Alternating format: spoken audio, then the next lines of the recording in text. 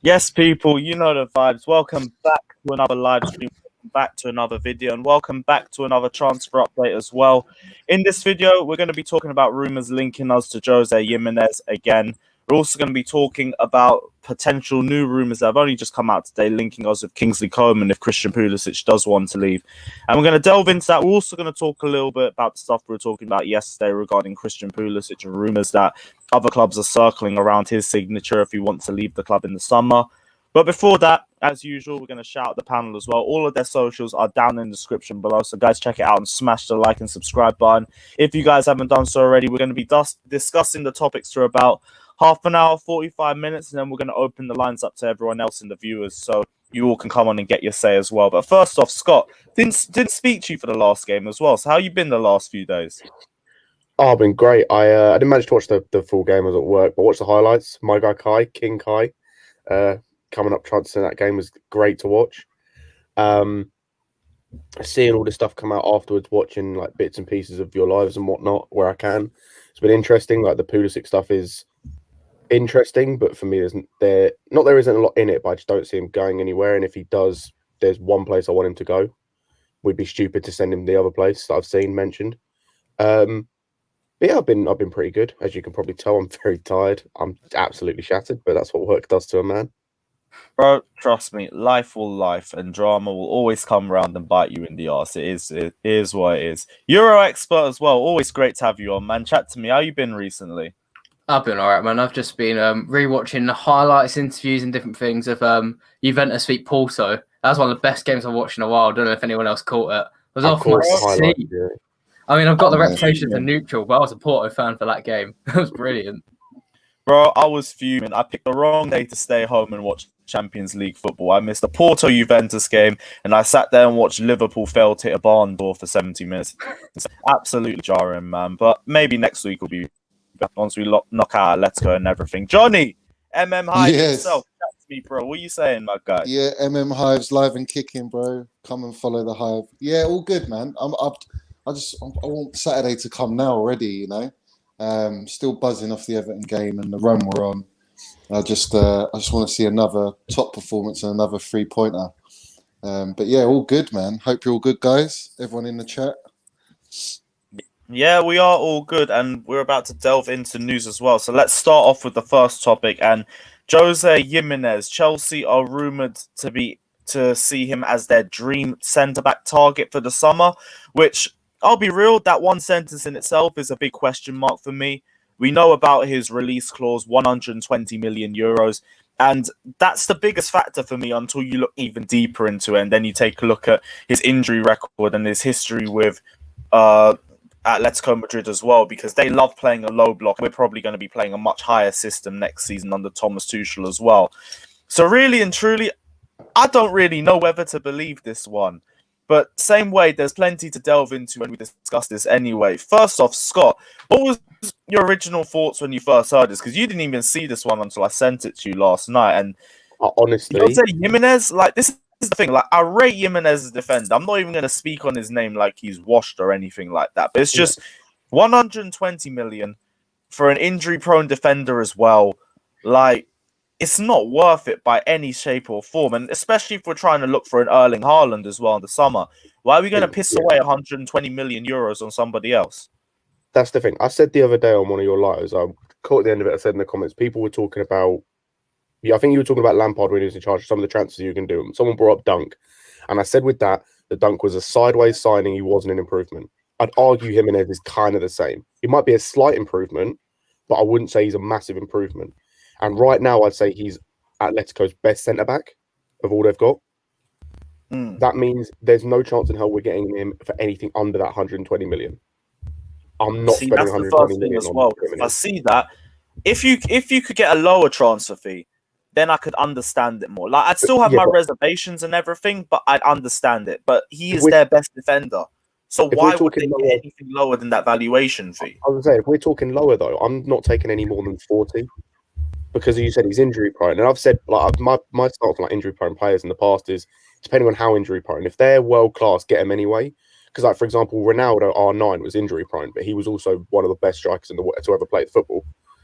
So it's like you could account for that. Gimenez is not one of the best centre backs in world football. So that's the thing for me, and it's like I said this before we started, but if we're going no money, no objects, we're willing to spend 120 million on him. That means money's no object. So if money's no object, and you go out and get someone who's not massively realistic but is available, you go Ramos. Ramos is out of contract at the end of the season. Like, I'm sorry, but if money's no object, if we're going to sign Gimenez for 120 million, you go for Ramos. I just give him whatever the fuck he wants. I don't give a shit. I give him whatever he wants, and you go and get him. This is the thing as well. Like, I feel Ramos would be the only aging centre back that would potentially be a good option, because I don't mind experience, but experience they also can't be on the downturn of their career for me. Because like we've been linked with a Jerome Boateng, who is still a quality defender, but is still way past his prime, and we already have a player of that sort of mold in a Thiago Silva. So I wouldn't want two of those players, because same way we are thinking we're going to go back to a back four next season as well. So if you go back to a back four and it's a back four of a Thiago Silva and Boateng, like that's probably the slowest back two in the top 10. Exactly. Straight up.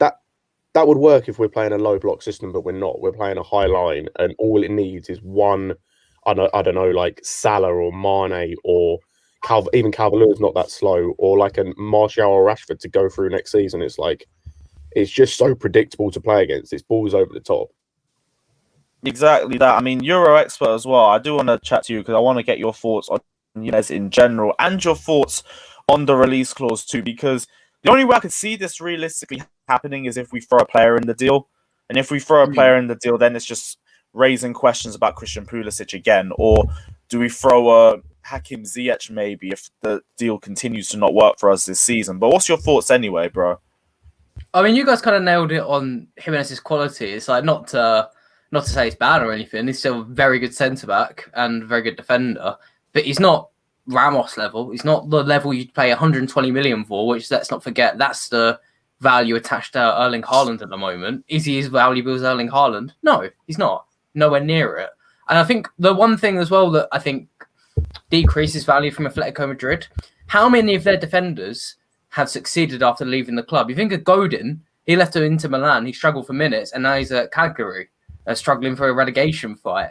And the flip side, I think Felipe Luis, when he moved to Chelsea, he was all right, but he wasn't the level he was in Atletico. And you can flip that as well. Would we spend 100 million on Kieran Trippier because he's the best player at Atletico Madrid right now and they're sorely missing him? No, he's just succeeding under Diego Simeone and he's just excelling in that system.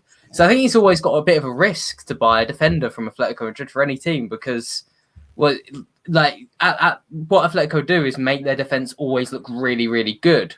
And although they've been a bit more aggressive this season, buying Gimenez, I think Scott kind of nailed it. 40 million is probably the right ballpark you're going for, 40 to 60. And if you're spending that money, you'd probably rather get someone who's more guaranteed to reach the level you want.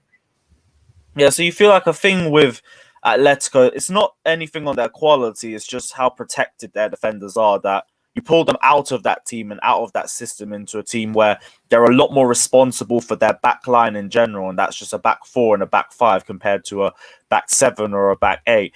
That could create a lot of problems in terms of the assimilation, I'm guessing. Yeah, pretty much, yeah. And it's when, especially in the Champions League, where they tend to, I guess, get tested the most by the best players, they're sitting very deep. I mean, we saw it against Chelsea, right? They were, even though they're doing high flying in La Liga, they were still sitting very deep and at sometimes at the back six, back seven. So yeah, these defenders, I don't know, it feels a bit much. Like you'd rather spend it on like a Jules Koundé or someone like that, who's got a bit more proven and a bit more tested. It's like Johnny Evans at Leicester. He's great every year, but no one goes and buys him because he's really protected in that team. Not to say they're on the same level, but they just get that same amount of protection and hype in a way. Yeah, I was going to ask you as well about potential other centre-back options, because the first one I'm thinking, and I wanted to ask you this as well, because I'm not sure how realistic the rumours are. How realistic is it that Varane's going to leave Real Madrid this summer? It's not as unrealistic as you might think. It's been quite consistent rumours, which when it's consistent, it generally means there is a bit of truth there. I was reading into this recently, actually. I think he wants a higher contract. Real are quite I'm willing to give him one at the moment. He's been in Madrid for, I think, 8 years now or something like that. Been there since he moved from Bordeaux. And there's been murmurs he wants a new challenge. Obviously, this is a lot of talk and stuff. But with Varane, I've watched him a lot less. But I guess it's interesting to see what clubs will go in for him. Because the only times we've seen him without Ramos, he's obviously been quite publicly looking a little shaky. But then again, he's played very well for France. So I don't know if he'd be the right thing for Chelsea. But you mentioned about other targets. I think there's a big lack of top quality centre backs available at the moment. I think Ramos is the key one, but obviously in his late 30s, there's no real ones like a De Ligt level where, okay, this player is really, really good now, and he's going to be really, really good for a number of years. It feels like the bets are a little off at the moment. Like I can't think off the top of my head any centre back in Europe, maybe besides Koulibaly, who I'd pay a big chunk of money and go, okay, he's going to do well for me for the next 3, 4, 5 years. I think there's a lack of that at the moment, and also lots of teams are looking out for it. You've got United as well, who are probably going to be able to spend a bit more money than Chelsea this summer. I've got one that just came to me. That's why I made the face. Kimpembe. Oh, that's a good shout. I'm not sure we'll leave PSG. That's the only thing. But to be fair, they've got backup. Oh, see, only one where I'm like, with PSG. I mean, no, they've got two. Yeah, Kimpembe and Marquinhos especially. They're two probably one of the best. Well, Kimpembe a little less, but Marquinhos, I'll hand my heart say he's one of the best centre backs in the world. Yeah, it's just the issue. He's also probably the most unlikely to leave PSG. I mean, maybe Tuchel can persuade him. The one thing going for that is that Marquinhos has turned into this behemoth of a defender under Tuchel. He was very key to his progression, but he's very settled in Paris, and he doesn't. I've never seen a rumor actually, not even from the Daily Mail, saying he might leave. Marquinhos would never leave. Marquinhos, I think, is just never going to leave PSG, or at least not until the end of his career, like what Pastore did. But Kimpembe is a maybe, just because like he's very key to them, but I feel like he's the one that they could replace easily. They've got Kera, not saying he's on the same level, but it's a replacement that can come in. And with Pochettino, we know he likes playing the youth. We know he likes developing players and moulding them. And Kera's one he can certainly mould. Yeah, and they've also got Abdou Diallo, I believe. Yeah, Diallo. Forgot about Diallo. Yeah, they got Diallo there. So who would someone say in? I think it would take a lot of money. PSG don't need money right now, so they're not exactly going to be desperate to take anything in. So I think Chelsea would have to stump quite a bit up. But that is probably one that I think you've proved my point from earlier wrong. That is one I would actually say would be a really, really good buy for Chelsea, but also really hard to get in. Yeah, and this is the thing as well, and I was going to delve into it too. I had it on here. And you're saying the only other options we could get that are realistic are a Koulibaly or someone like that, or a De Ligt. And I'm thinking if we were willing to spend 120 million on a Gimenez anyway, if we have him earmarked as our dream centre-back, really and truly, we could still go for them anyway. It all depends on how much they value the players and everything. But if I'm correct, Koulibaly was rumoured a lot more seriously to be leaving last summer anyway. He was a little. He was rumoured quite heavily last summer. Well, it was more that there was a lot of rumours suggesting City were in for him, and I think that was a real possibility.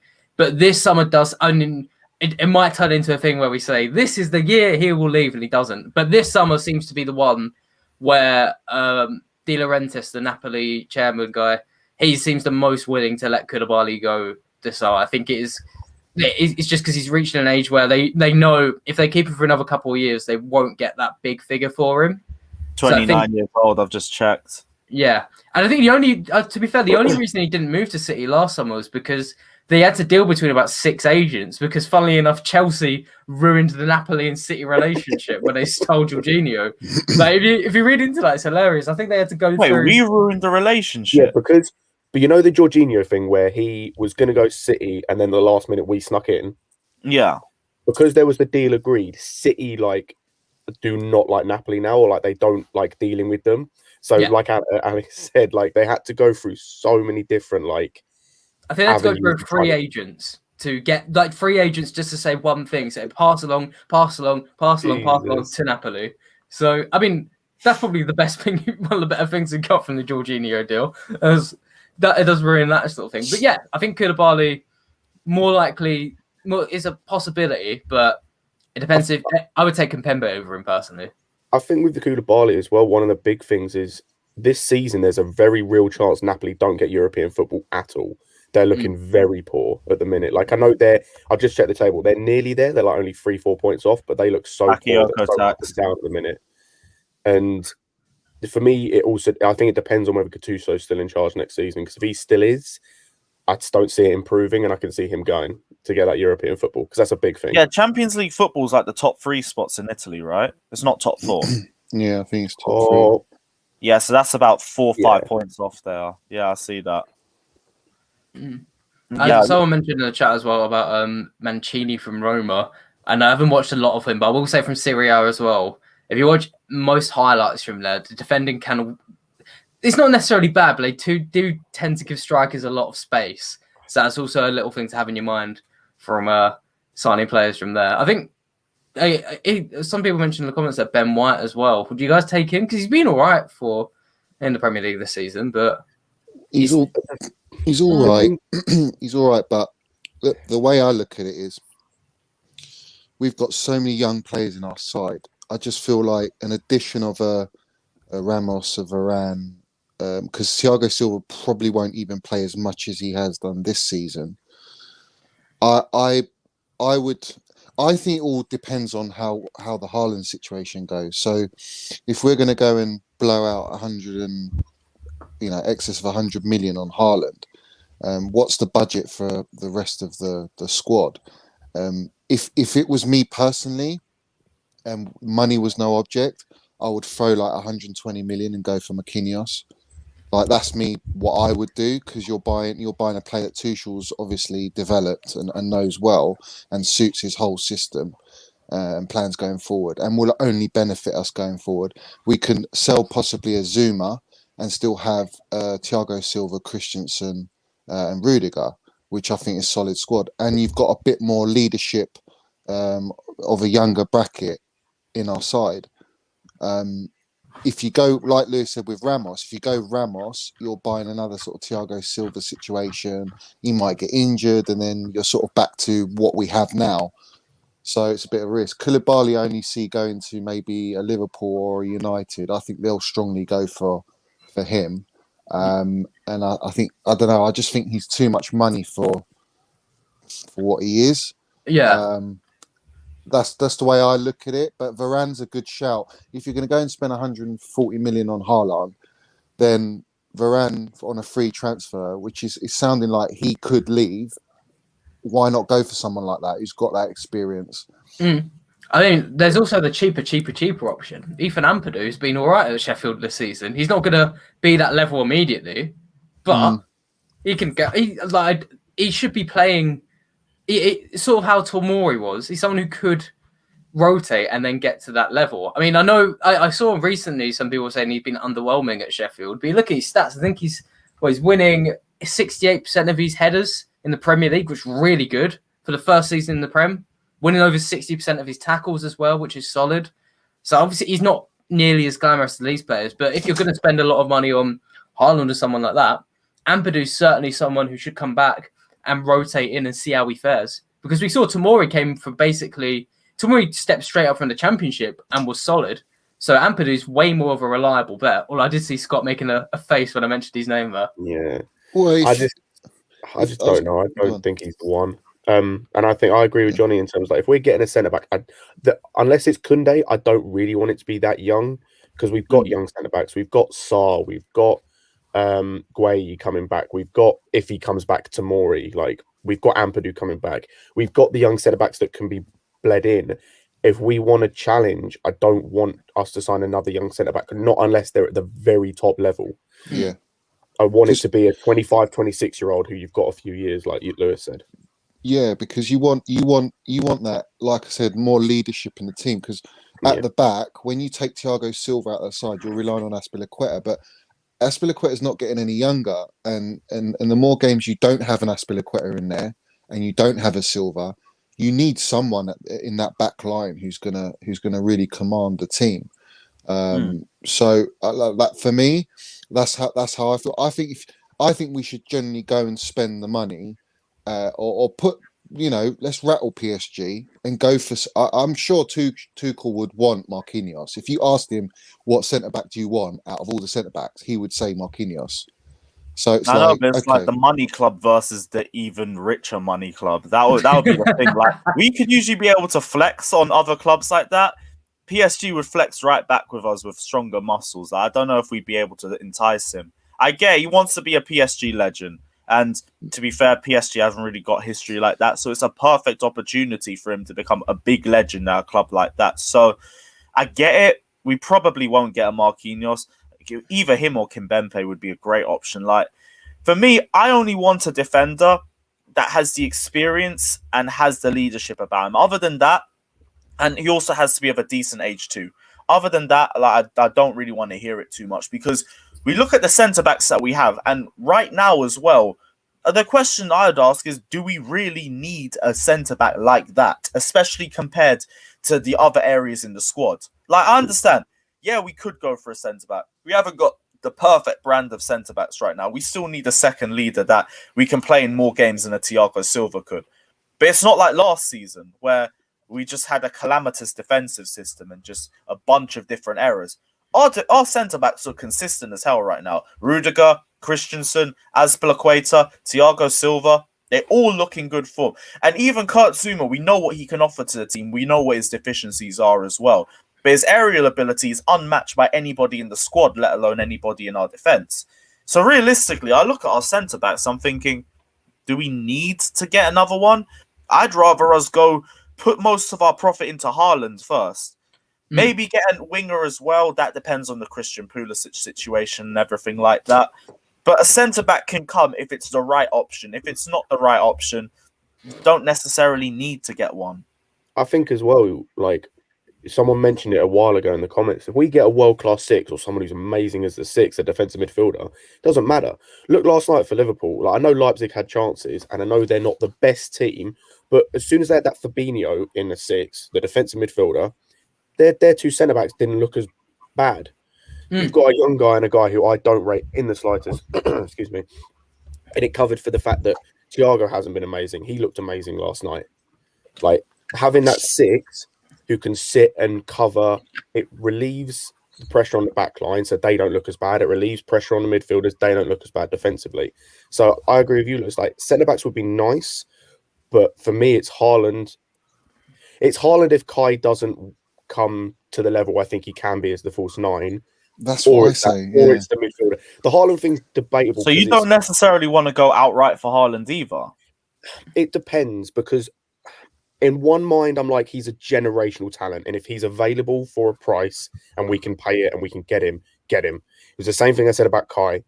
It's like the Hazard thing at the time, where it's like, we didn't technically need Hazard, but it's one of those talents where you go and get him because you know what he can turn into. It's like, you know what Haaland can turn into. You know how good he can become. And so it's like, you don't want anyone else to get him, so you go and get him. Because if he becomes that player you know he can be, you're laughing. But I'm also in the same mind of, if Havertz works and is putting not the same numbers, but similar numbers, do we need him?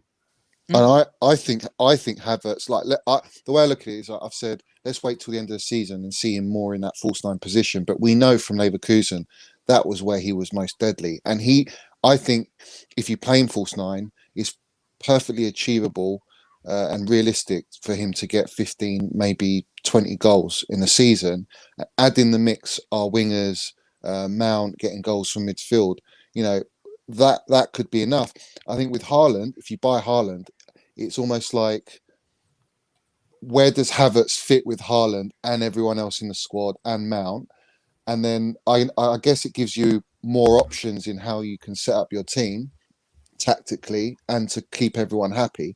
But Haaland does make you like a title contender straight away, because you kind of know what he will give you. He will bag you crazy numbers. And that's hard to sort of turn away. I think Chelsea only really need, like, looking at them in recent weeks, I think they only really need a couple of positions. Need is even a strong word. I think they need, so we've mentioned the six, but I think what needs to be specific about that is someone who can drop into a back three. Yeah. So sort of like Marquinhos how he was a Tuchel, someone who can play, say, is very comfortable in midfield, but also drop into the back three. And not necessarily, like, if you get Haaland, if you can get him, you get him because he's a generational talent. But I think it's Giroud replacement, really. I mean, it's only because you don't know how long Giroud can go for. And obviously, Tammy. Yeah. And Tammy. But it's just that Giroud is the only one who I think offers something different. Someone who comes on and is really reliable and can help just completely transform your game. But if Chelsea is struggling to get balls to stick up front, you bring Giroud on and not only will he win the headers, he will control it and bring it down. And really, I don't think you need to spend a lot of money there. I mean, the one player I was looking at just now, because it was on my head, was Lars Stindl for Gladbach, someone you could probably get for under 15 mil. He's got 10 goals and 5 assists. Someone could easily just play this sort of Giroud role. Okay, Chelsea are struggling to get the ball up front.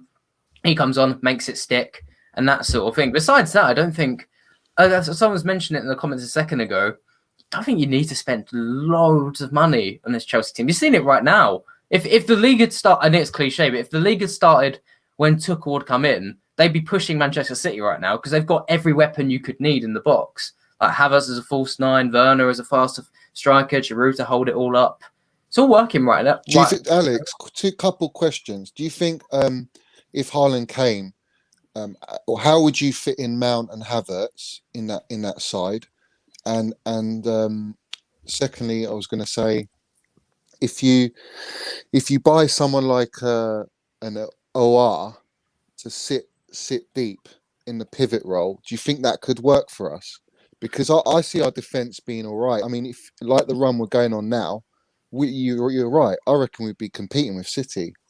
I genuinely think that because we're playing the defence looks so solid. It's like, why do we need to add to our defence when really we've got all the personnel there, and he's got them playing, especially Jorginho. So yeah, what do you say to those two questions? So the first thing, Haaland thing, yeah. So the first thing, I guess we should expect as well. I don't personally think this is Tuchel's preferred formation. I think this is, impressively enough, I think this is him coping. I think this is just he's coming and going, okay, we'll do this till the end of the season.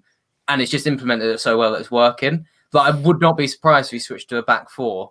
So I could imagine, it's hard to predict. And I do think bringing Haaland in does cause some issues because it's hard to balance Havertz or Werner up front or playing Mason Mount in and around behind, something sort of like that.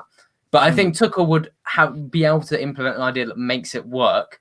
I mean, he had the ultimate test at PSG and he managed to fit Icardi, Neymar, Mbappe, and Di Maria all into one side and made it a team that could go to the Champions League final. It wasn't as if it was top heavy or anything. So I think we could trust him to do something about that. With the Aouar thing, he's, from watching Leon, he's way better in the final third. He's basically like a premium Mason Mount. Not to say Mount can't be as good as him, but Aouar's a bit older, and at the moment he's just really good at in and around the box, bursting into the box with his dribbles and things. So you probably someone want a bit more defensive to sit deep in a sort of pivot. Who's there out there that's like who could sit deep and play a ball like Fabregas? You're asking a lot for that with Fabregas. I know. As well. I just mean someone, because Jorginho and Kovacic for me, their final ball is just, they do everything else well, but like we saw in the Letty game, there was like 7 occasions and they overhit the ball every time, and we were in great position. So we need someone. I feel we need someone deep lying who's defensive but has a pass on him. I had someone in mind until the Sevilla game, and now I don't want him anywhere near our club. Emre Can. Oh god, yeah. And I saw Sevilla make him look like a fool, and I'm like, no, thank you. Yeah, Chan can be quite falling like that. I've kind of got 2 ones. I've got one. I'm trying to think of one who's a bit more. How's Zacharia's ball range? Because I've always been interested in them. Zakaria, it's hard to tell because this season he hasn't played as much. I'm not sure if he's had injuries or something, but I know he's been a bit more limited, so I haven't managed to watch him as much. But I know when Manchester City are in for him, which they were last season, you could kind of imagine he's on that sort of level. I'm trying to think of a premium sort of player who you could spend 50, 60 mil and would come in and be at DLP. But I did have a cheap one in my mind, and I'm not sure how many eyebrows I'm going to raise. I'm not sure how many comments are going to come. God. But Zambo and Gieson from Fulham. Do you know I'd take that? Yeah, I think he's quality. he's got the third most dribbles in the top 5 European leagues at the minute. Or no, sorry, he's in the top 5. I think I don't exactly know where he was. He's in the top 5 for most dribbles. Is he aerially good as well? Yeah, he's quite. I think he's like 6'2". He's very strong, and the big thing about him is Scott. You just brought up about his dribbles. He's really good if you want to burst into the final third. But before last season, he was one of the best defensive mids in Europe. He was playing for Villarreal, and I remember watching highlights of them beat Barcelona. And he was. Do you remember the Frankie? I think it was. It might be Frankie De Jong on double roulette in the Champions League a couple of years ago against Real Madrid, and Giza was doing that against Barcelona. So there's definitely, if you get Anguissa for cheap, especially if Fulham go down, he'd be someone to come in at 25. Could you play him with Gilmore? Yeah, he's one of those players that's so versatile. You could sit him literally as someone to drop into the back, make a back three, or you could say Anguissa be free, go up, make some dribbles like a Kovacic sort of thing. But I'm trying to think of someone jump in if they've got a better shout for a sort of more high quality. I've got a few that I'm seeing people mention. The problem with me is it's the same problem. I've seen people mention Tonali would be good, but I have the same reservations with him that I have about Jorginho in terms of stature, defensive qualities, stuff like that. I've seen Barella mentioned. For me, he's more of a Kovacic type where he's box to box. And he's like, particularly, I think, in this system with Inter, he's more of the one to get in the box rather than the one that sits. Someone's just mentioned, I can't even pronounce his name, the guy from Monaco. I haven't seen anywhere near enough of him to tell. Tchouaméni.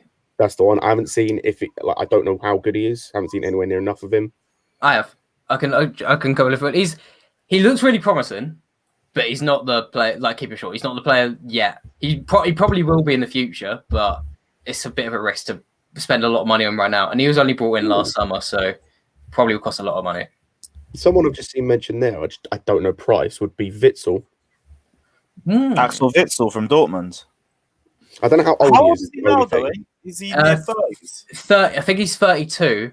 And he has actually been really good. But the one thing is, he's been ruled out for about 6 months. He might not even make it back to the Euros. But that sort of player is probably the one you want. So, what about Declan Rice, Alex? Nah, Chelsea were embarrassed by that. I know. They're not going for him, man. I think Rice is alright. He's a good player, man. Yeah, I'd take Rice, but I know it's never going to happen now with all the stuff that came out. He's good, but they want 80 million for him. Yeah, it's crazy. And it's West Ham to Chelsea, isn't it? So that definitely isn't going down. I think the price happening. I think the price has gone up, especially as well because after Brexit, he's got that homegrown quota, which really helps him out. So yeah, but that already adds to it anyway. English players always have an extra 20 million on their name, regardless. Big up the donation says AC could be the CDM/centre back type. Strength is how he reads the play and his on the ball ability. With a little coaching, he can. There's something in the way of that, but he can grace this role. I think that's what grow in this role. Grow. I've got a fucking thing that says mute mic in the way of it. That's annoying me. But yeah. Andreas Christensen is as the DM option. In a pivot, maybe. Like, I do think his ability on the ball is underrated. He can drive the ball forward well. We've seen it a couple times. We've seen him work well under pressure. He does look a little bit impressible. I will give him that. But we haven't seen him play in a more centre area of the pitch in terms of the midfield third of the pitch. So there's still a few question marks, but that's why with a little coaching, maybe it's just... I don't really know what game we experiment that in, because in order to do that, we have to go back to a back four for a game. And I just don't see that happening yet. Maybe when Thiago Silva comes back into the lineup, that could be a potential solution. Because really and truly, when you play four at the back, you still leave three at the back anyway. It's just one of the fullbacks sit deep. So if you're playing a four at the back system, you could still be a very similar sort of team going forward. So it could work, because he could be the CDM that can go forward, but also when they're attacking, he just drops deep in between the centre backs, like we have Jorginho do half the time. So it could work. What are you guys' thoughts? I actually think so. I think I don't think he's as much as, like, I think it's a bit more risky to, if you had said 2 years ago, can you turn Marquinhos into a DM, when he was also more of an out-and-out centre back. So I actually wouldn't rule it out, and I do think. Lewis, I think we had a conversation before Christensen started putting up his own prison that I rated him as well. I think he's been a great centre back. So I'd like to see it. I think the weakness in Christensen's game is when a cross comes in and sometimes he can get out-headed to the ball, or people like to mention his physicality. I think if you move him into DM, that kind of is negated a bit because the players you're coming up against there is sort of maybe a bit more like the 10s, a bit smaller, rather than like a big striker. And you allow someone to get a bit taller or a bit better in the air on the pitch. So it might be something, actually. I like the idea of it. The only reservation, not the only, like the only thing I like the idea as well. The only thing I'd want for him to do is put on a little bit more muscle mass, not to the point where it makes him immobile, but just so he has that little bit more strength. Put him on the buy-in diet. Say again. Put him on the buy-in diet. Like that, but that would be the only thing. And of all managers I have to be able to like make that work, it would be Tuchel with his diet plans and how he likes to work behind the scenes. So that'd be the only thing. But apart from that, I think that could work because, like the guy said, his on the ball play is like you said, is very underrated. And I think that his positional awareness, as we've seen, is very good. Like playing at centre back, and I think that you can transition that very well to CDM. It's just the only thing you have to do is be able to have a bit more vision, because instead of it being just because you're a bit further up the pitch, so you've got a bit more to see. But I think he can play there. And who would you play next to him? To AC? I'd play a 3, so I'd end up playing probably. Oh, you'd have him as a lone DM. Yeah, but it wouldn't be a case of like. I was thinking more of a pivot, but fair play. I'd have just because that's why I see how I see us playing, and I think that it allows freedom of us going forward. Like we're seeing at the minute, people are complaining we're not getting enough. That still keeps him in the middle. That's very similar to back 3. Yeah, I back that. And then it allows him to drop, and then just 2 centre backs have to spread out a little bit. And then when we go forward, if we're attacking a bit more, he then doesn't have to drop. I love this, man. We spent 40 minutes talking about DM options, and we've just moved it to Christensen prop. And I haven't even started it. Someone else did it. This is glorious, man. Yeah. In terms of what I next to him, if we're talking just based on, I honestly don't know. You could probably play Kovacic, and then at PSG, for example, Tuchel did a 4-4-2/4-2-2, and he played Marquinhos in a pivot, but Marquinhos is dropping the back 3, and then it was usually like Idrissa Gueye or Paredes or someone would move up a bit, so he's kind of had almost like a diamond at the back. But a couple of final shouts would be Samaseku at Hoffenheim. He's always really rated, and he's good at his tackles at DM. And also, someone mentioned in the comments, I wish I'd had your name. It was right at the start. They mentioned Boubacar Kamara from Marseille, who would be golden. He's basically a younger Marquinhos. And Marseille are in the shit right now. So even if Chelsea bought him, sorry? What's their situation? Basically, they've kind of been mismanaged. They had Chelsea's old friend Andre Villas-Boas as manager. I'll quickly hit on their January because that's where it all went wrong. They've basically been playing the worst of Sarri ball for 5 months. Went into January. Their fans attacked their training ground and went to try and kill the players and started putting fireworks off. Resulted in 100 people arrested. Then Marseille bought someone from Celtic. Villas-Boas said, I don't want him, and he resigned on the spot. And then Marseille said, we would deny your resignation, we're sacking you instead. So they're a bit of a mess right now. Yeah. And they also need money. So I think Kamara would be a very good play. But he's basically a young Marquinhos and probably be the best shout, I would say. Okay, cool. Well, guys, also let us know your thoughts down in the comment section below. I do want to say as well, I appreciate the donation as well. Much appreciated. Let's go into the Kingsley Coman news as well. Now. It's 40 minutes. I'm not talking about that. I like the discussion anyway, and plus it's earmarked another future names as well for us. But Chelsea are also interested in Kingsley Coman. I think it's just been confirmed about an hour or two ago that Chelsea have registered their interest in the French. I would say left winger, but you can play on either side of the pitch. They've apparently been long-term admirers of him and also viewed him as a replacement for Hudson-Odoi in 2019, where there was the rumours linking him to Bayern Munich then as well. Apparently, he's also openly expressed a desire to play in England and has 2 years left on his contract at the end of the season. But it's a sense for Bayern where this summer could potentially be the best option to cash in on him. Chelsea are looking at him as a contingency plan for if Christian Pulisic does want to leave in the summer. And it's not the worst of options. I mean, it's another one where he's a quality player, but we have the same problems that we have with Gimenez as well. The injury record. I think the injury record might even be worse than Gimenez's injury record. So it's like, it'd be good if we weren't going to be overly reliant on him, but it would also depend on the price tag. But correct me if I'm wrong, Coman's been their best winger this season. I wouldn't. He's been up there. I know he's their first choice at the minute, like him and Gnabry pretty much, or like Gnabry's been in and out at the minute. Sane's been coming in. But they got Douglas Costa back on a loan to like as a backup, and he's not featured. That's how much they've used Coman. He's been the one ever present in terms of on the wings this season for them, apart from when he's injured. But I don't see this happening under any way. Like, I find it hard to believe that he wants to leave Bayern, considering how like well they've treated him and like how much they've done for him over the past few years in terms of helping him through the injuries, giving him the second chances. Like a few years ago, he came out in an interview after knee injuries and said if he has one more, he'll retire. And since then, like after that point, I genuinely thought his career might be over, that Bayern would be done with him, it would move on. Oh, but no. what? What? Oh, no, I just listened to what you just said. Oh my gosh, really? What about the knee injuries thing? Yeah. Yeah, he came out in an interview. He was doing an interview. I can't remember when it was, but he came out and said this was after like 2 or 3 knee injuries. Like his knees are shot to pieces, and he went, "If I have one more knee injury, I'm going to retire." That's how bad it got to him. So we're going from glass ankles to glass knees. Basically, like his legs may as well be made of paper mache. Yeah, and he was deadly serious as well about the thing. He was literally, if he does get one more knee injury and it's bad, I think he will just pack it in. Which is why, he probably will as well, because he won everything.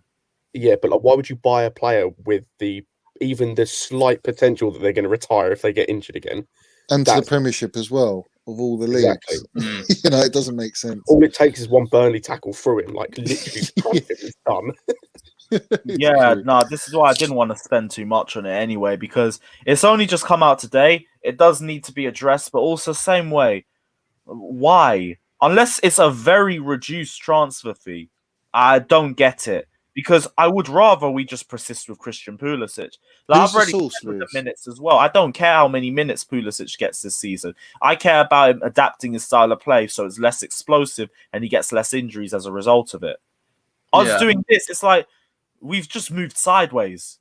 If we're being like, we might have gone backwards a bit more if he's going to retire with one more knee injury. You'll probably pack it in after we go for one title run. Where's the source, Lewis? The Coman source. Where's that come from? I saw one. Various journalists were saying it today, and I think let me find the legit one. But I've been seeing a few people talking about it over the last 12 hours. And in the meantime, I'll say even if Chelsea get Coman in and they keep Pulisic, I think that means Charlie Masonda will cry in the corner. I'd feel so sorry for him after going if he gets a major injury and he doesn't get backed. Who's the young kid they took from us, Bayern? Jamal Musiala. Yeah. What did we actually sell him? He's so good. I'm not going to lie. Sell him though? Wonderful. He's Florian Plettenberg, I think he's the one that confirmed it. But there's been a few other people saying it as well. Did we sell him though, guys? Actually sell him, or is he on like a loan or what? No, Musiala's sold. I think it was just a release, or not a release, but like a free transfer. Yeah. Missed a trick there. Yeah, one sec. I can check that out myself. Musiala. I don't think Pulisic will leave, though. I think right now it's just like the rumors coming in. 2019. Gone? Yeah, I don't think Pulisic will leave because I think it's just because he's a little underplayed. But out of everyone in the squad, he's on the best terms with Tuchel. I mean, in that first game, they were having a chat. They was laughing about the pronunciation of one of the players' names. And as well because Tuchel apparently is having this open dialogue every single day with the players. He's probably made it abundantly clear to Pulisic that he's just waiting for him to rebuild his form. And let's not forget, Pulisic's just had a bad season, so it wouldn't be surprising if he comes back next season firing on all cylinders. But the one thing that was interesting, I think I was listening to it on The Athletic, they said something about that there's almost a little rumour that Tuchel views Pulisic in the same way he did when he was at Dortmund, when it was obviously coming up to 4 years ago, as like an impact sub. So it's just something to watch there in case a little. He said it in a press conference. I think it was after the Everton game. Where he's like, if the thing that's probably most annoying to Pulisic is that I use what. In fact, I have the direct quote here. 1 second. Yeah, he said, maybe Christian's problem is that I know him from Dortmund. Maybe Christian's problem that is I know from Dortmund how strong he is from the bench. It's a bit unfair because I know what impact he can have in 20, 30 minutes. There's no lack of trust or quality. He just has to be a bit patient. And I understand the patient thing as well because we're playing a 5 at the back system, which means we have 3 attacking positions on the pitch. Our bench already has like a minimum of 2 or 3 players that you'd sit there and think, he's on the bench. Like, if you be real, you look at our bench sometimes, it's a ridiculous bench. So I get that if he's like the only quality player sitting there and warming it. But when you're sitting there next to a Ziyech, or you're sitting next to a Werner, or you're sitting next to a Kai Havertz as well, it is a case of patience because there's a lot of players vying for a lot of spots, for very few spots on the pitch. And it's been near obvious to everyone that we're going to play a more expansive system next season anyway. I'd run the patience, especially because it get him less injuries. The only time we continuously played this guy was the Christmas period under Lampard. Also, the worst periods to play him in the entire season. But we played him and he got another injury. So, yeah, I don't want to risk this guy this season. Do you see Exactly, Do you and I see Tuchel actually starting Pulisic on a regular basis once he is fit though? Like, because he really loves Adoy. Do you actually see Pulisic being in the long-term plans and not actually just a come on super sub sort of thing? I think so. Just because, like, you look at Man City, for example. I know I bring it up a lot, but for me, it's because Tuchel models himself on Pep Guardiola. So I try and see what Pep does and try and see what Tuchel can do. Look at the way Pep changes his team a lot. Like, they've got a bunch of quality. Like, you see Morris come in a lot. He'll have a period of games. Then, like, he'll come out and Sterling will play, or they'll come out and Foden will come in on the wing, or Bernardo Silva will play. You can rotate these players and get everyone enough game time where they'll have a stretch of maybe 5 to 7 games where they're playing. They'll come out, someone else will come in. But it's not a case of, oh, you're dropped because you're not playing good enough. It's just a bit of rotation to keep everyone fit. And I think it can work. And I think the problem with what Lewis mentioned is you look at, let's just go into the Leeds game, for example, as an example. I'd say two of our 3 attacking players or 2 or 3 attacking positions are undroppable at the minute with Havertz and Mount. I'd say you can't drop them. So that's like, what, 4 players fighting over 1 position? Yeah. Because of the system. Exactly. And I think when you look at, like, when Mount inevitably drops a bit deeper into the midfield from next season, as I think he will, that's you've got 2 positions now. You've got the 2 wings. So then all of a sudden it's 4 into 2. So it's slightly, and if Ziyech leaves, for example, that's 3 into 2. So then it's a bit more, you've got a bit more chance to play. So I think patience is. Definitely. I want Pulisic to just sit where he is. Yeah. Do you feel like this uncertainty is a lack of confidence in Pulisic from himself? Because really and truly, I get if he feels like he's being frozen out the side, but I feel like this is what's best for him. Like, I don't want to repeat myself again, but I don't want him to get a lot of game time this season. So I don't really get why this would be such a problem to him unless he's worried about next season as well. And I wouldn't be worried about next season because next season we're probably going to be playing 4 at the back. This season, nothing's certain. Like, I'll gas Christensen all I want this season. Might not even be playing next season. Might not even be here next season. You can't take anything into Jorginho balling out under Thomas Tuchel.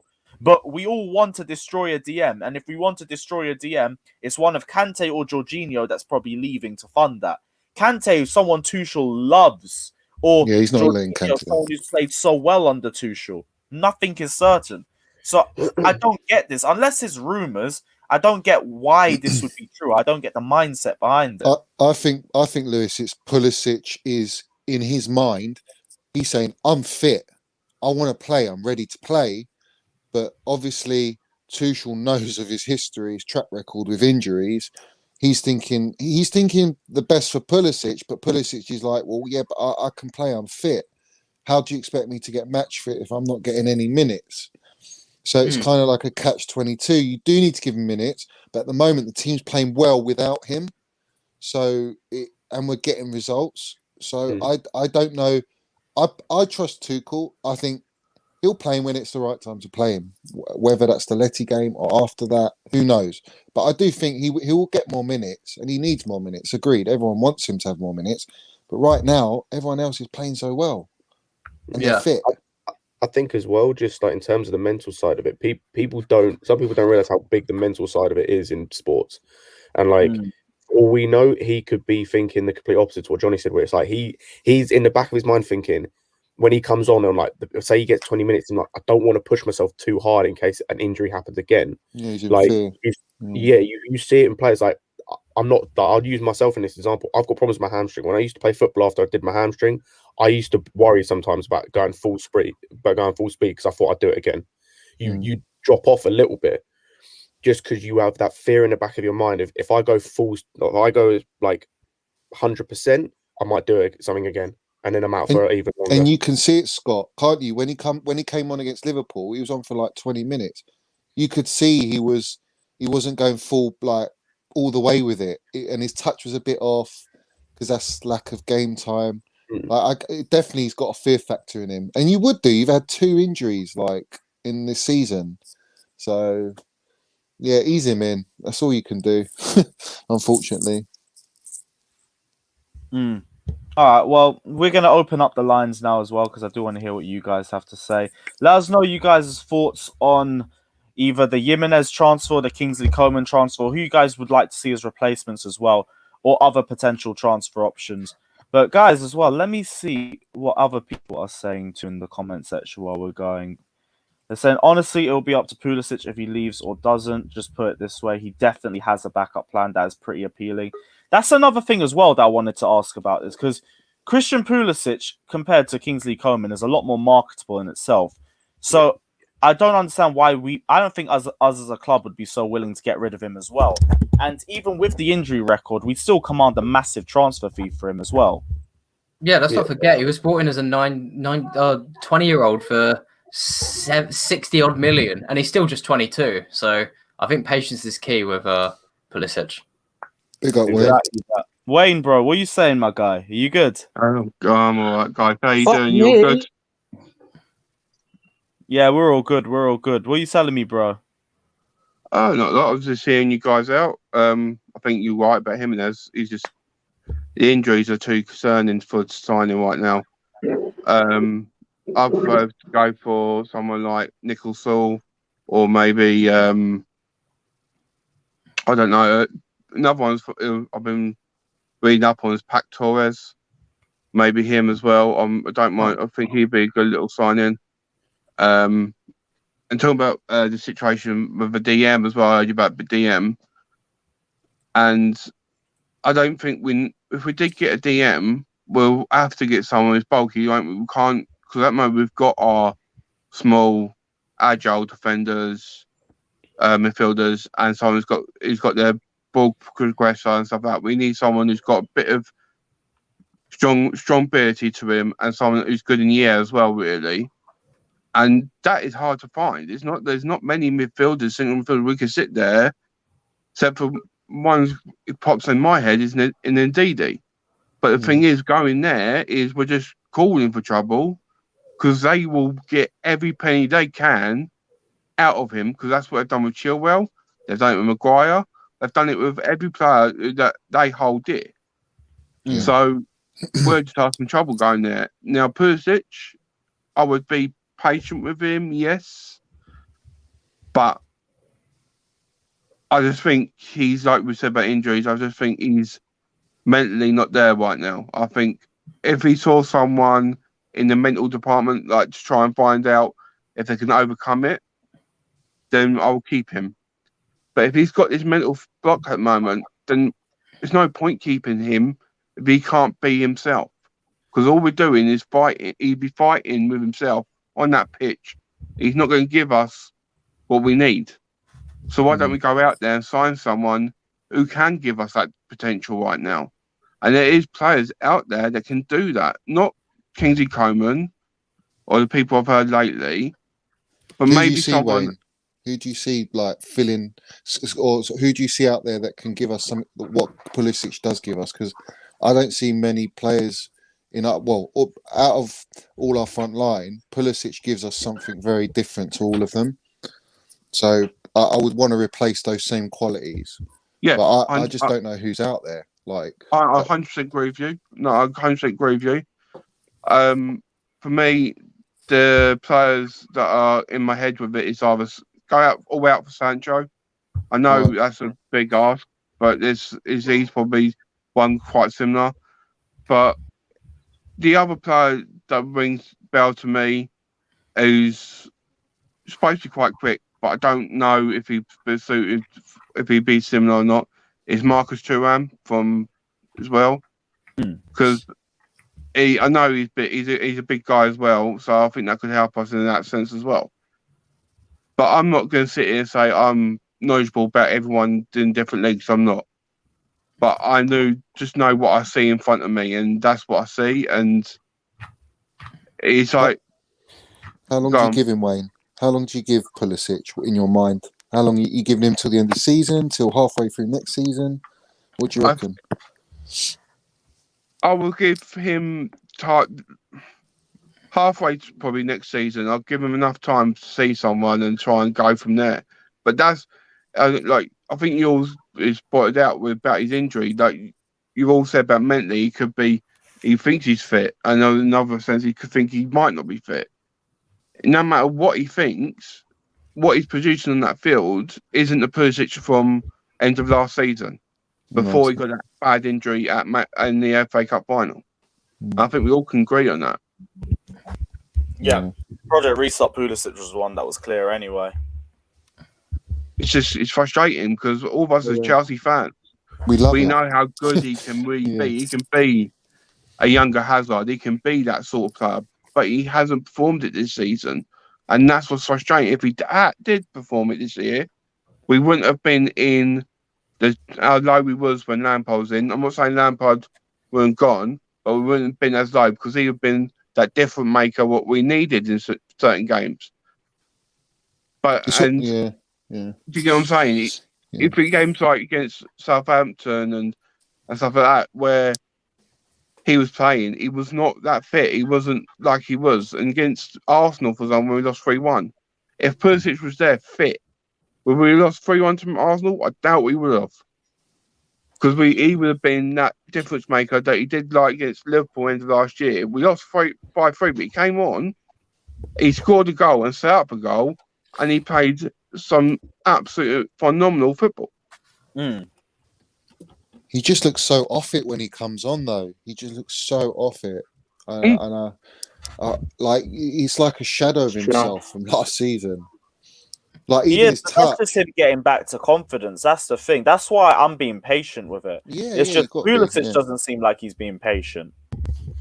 Yeah, but footballers' mentality is like all he wants to do is play. Like when a player's out for so long, they just want to get back on that field. Being injured is the worst thing, and it does affect every player mentally. Some players can deal with it better than others, but clearly, I don't know whether the fact that Tuchel's come in and when he was at Dortmund, Pulisic wasn't that first starter all the time, and has that demotivated or affected Pulisic in the sense that he feels like, oh, I'm not even going to get a chance to start because he'd always bench me and put me on. And then you go into that negative mindset. And on top of that, you're saying, in my mind, I'm fit. But when you go on, you look like you're scared of getting injured again. And you're not match fit. So it's like it's a two-side story to how I see it from Tuchel, how I try and get inside Pulisic's mind. I don't know if you agree with that, but that's kind of like how I see it. The thing is, you look at our team and... But I was listening to you guys yesterday. I'm not going to go into it because yesterday I was balled up in laughter through the stream. But it was at the moment we're on good vibes. At the moment, we're playing we're playing a not brilliant football, but we're playing the football that's winning us the games, and he shored up our defence to give us that starting balance. Next year, he will be playing for it back. That's what he normally does play for. And you look at the moment, he's looking at for the future. He's looking who's going to be in that four. And at the moment, I think the only names that are definitely in that four are Christensen. I think he will be in the four next year. because I think he's got a lot of faith in him now. And I think you got Chilwell. I think Chilwell will be in his back. And Silva as well, if Silva wants to sign his deal, but that's up to Silva. But if Silva don't sign his deal, it's Silva's position and the right back at the moment, what I can't see him favouring Reece James right now, is up for grabs. What about Rudiger? I think Rudiger's started every game so far, and he's not really put a foot wrong for Chelsea. Arguably been as good, if not better, than Christensen, who's played a little less. No, yeah, Both I think I'm not disputing that. I think Rudiger is brilliant, but I just don't see him playing Rudiger and Christensen together in the back four. If it was a back three, I can see them both playing. But a back four, I can't. And I can't see him dropping Christensen over Rudiger because both of them have been the same. No doubt, both of them under Tuchel have been unbelievable. But I think he favours Christensen because I think Christensen's shown a bit of leadership to himself in that back three. Then Rudiger's not. Rudiger's not shown leadership. He's been brilliant, but he hasn't shown, well, I'm going to boss this defence. I'm going to put you here. I'm going to put you there. Christensen has. I've seen Christensen moving his arm saying, you go there, Aspilicueta. You go there. You do that, Jorginho, in front of me. You do that, Kante. And he's been doing that in the last few games. I've noticed that. So that's why I'm putting Christensen over Rudiger. I think with these I feel like also though. Okay. Sorry, Caleb. But yeah, I was just. I think with all these players and Pulisic, defenders as well. I think no one's at the stage where you can write them off yet. If Pulisic could very easily come against Leeds, score a goal, and then get back into form, I think everyone needs to just have a little bit of patience, just because this season's been mental, and there's players in, for example, at Bayern Munich, there's players like Pavard who are literally exhausted and can't play at the moment. Like Hansi Flick has said, he can't. Like, there's been so many games; these players are exhausted. So this is probably their toughest test ever.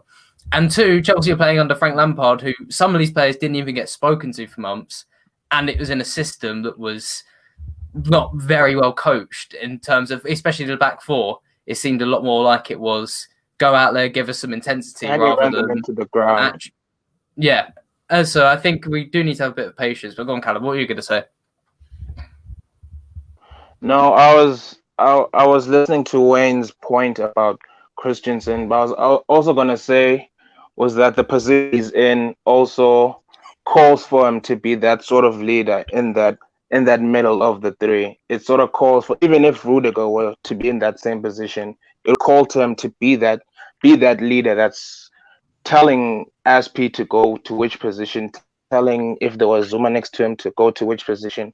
I feel like that's what Tuchel would have been drilling into the players' heads, is if I pick you to be in that back three in the middle, I want you to be the vocal one. I want you to be the one controlling everything. But yeah, I hear what you're saying about Christensen being in favor. He feels like a suitable candidate to be there if Silva is injured. So I feel like he has a cushion to, so to say, of staying instead of Rudiger, who may be replaced by a Zuma or maybe a Guahi if he would come back, and the possibility of coming back to a back four. I feel like Tuchel brought in the back three because he saw all the qualities of our center backs, and he saw that, okay, I have Thiago Silva, and Thiago Silva is good in a back three, a back two, but all these other guys, even if you pair them up like in the two, they're gonna have a problem. So let me just give them a solid base of a three, and let me see how it's gonna go. Have the midfielders play close to them as well, and let's see what happens at the end of the season and plan. I question Christensen with Zuma, and they had a blinding game against Everton. So to me, that shows that, because Zuma's not really a commanding defender, so that shows that Christensen has got those qualities about him. Stick him in a back four next to Thiago Silva could work. It could work. Yeah, the only time we've seen it was the West Brom game, and that was Thiago Silva's first match. So you can't really take that too much into account, especially with the defensive shape that we had at that time, the tactics that we had under Lampard, and the fact that we had Willy Caballero in goal as well, and he conceded 3 goals with 3 shots on target. So it ain't really the right game to judge it either. But that's the thing. We have plenty of centre-back options now. And we also have a Mark Gay coming back in the summer. Tamori potentially. I say potentially because he's probably not coming back unless Milan are really that broke.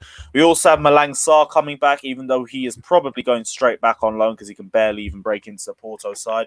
But we have plenty of defensive options coming in already. So we only need a defender if he's a finished article, in my opinion. Where's your UCL? We'll go through your points next. What are you saying, man? I'm good.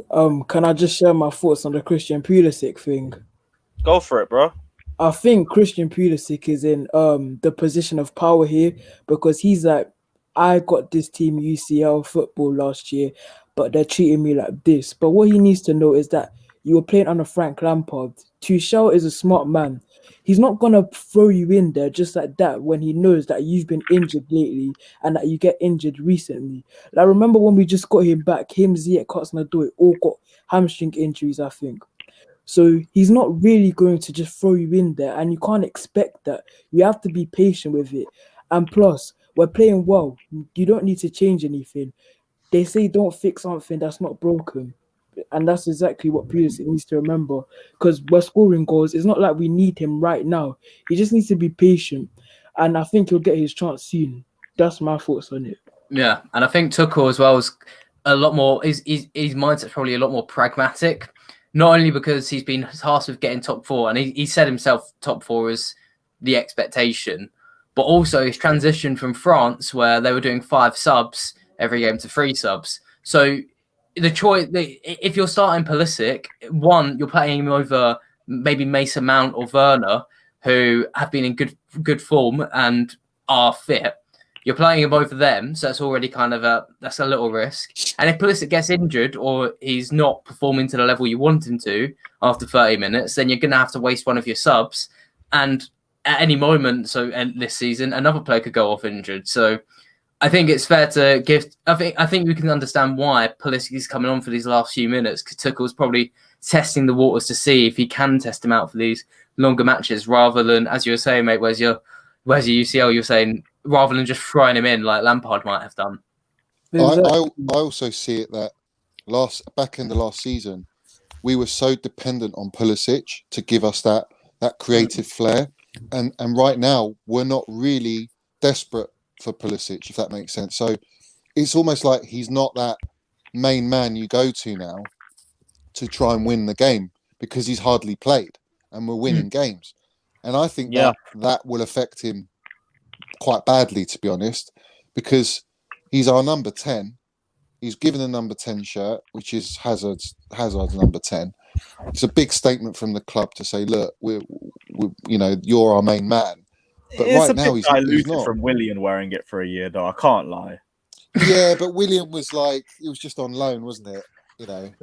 Yeah, I just want to pretend it didn't happen except for the Spurs game, to be honest. I can't even lie to you. I also think that you see how Liverpool have a specialist for Naby Keita. I think we should do that for Christian Pulisic, like see if the injuries decrease. Because if we don't and we keep on giving him the normal physio that the rest of the players have, and he's going all out in training because he was trying to prove a point in training, he's going to end up injuring himself. So he should take it easy on himself and stop thinking, oh, what if I'm not going to play next season? What if I'm not a part of his plans? What if he's just keeping me as a bench option? What if what's happening with Jadon Sancho at Dortmund is going to happen to me again? But so I feel like that is something that's worry for him, because one of the reasons why he left Dortmund was because Sancho had basically taken his spot. He hadn't had a lot of appearances by then. And now we're in the same situation where he's left that situation 2 years ago and he's now back exactly where he started, just at another club. So that's why I understand the frustration, but we already are looking at it from a more level-headed perspective, and it's just patience. Like this season, I wouldn't take anything too much into consideration, but I think with Christian Pulisic, he kind of already sees the writing on the wall, and I don't really get that, because if we look at all of our wingers, the only one that's really stamped any claim since Tuchel's joined to a starting spot has been, what's his name, Hudson-Odoi. Yeah. I know, and in my opinion, you know what? Might have done it more in time that he's had, if we're being honest. I was going to say that with Odoi, you know, he was brought on against Southampton and then he was subbed off, and Tuchel set the bar to everyone in that squad to say, if you're not going to perform, if you haven't got the mentality, you're not even going to get in the first team. And I think looking at Pulisic, I would say to him, mate, you've got to fight for your place. Like, if you want to play, you got to show me you want to play. Like, and you need to deliver. And that goes for anyone. It doesn't matter, even for Mason Mount. If you're not performing, you don't get to wear that shirt and play on the pitch. And that's the mentality I like Tuchel. He's instilled that, you can see.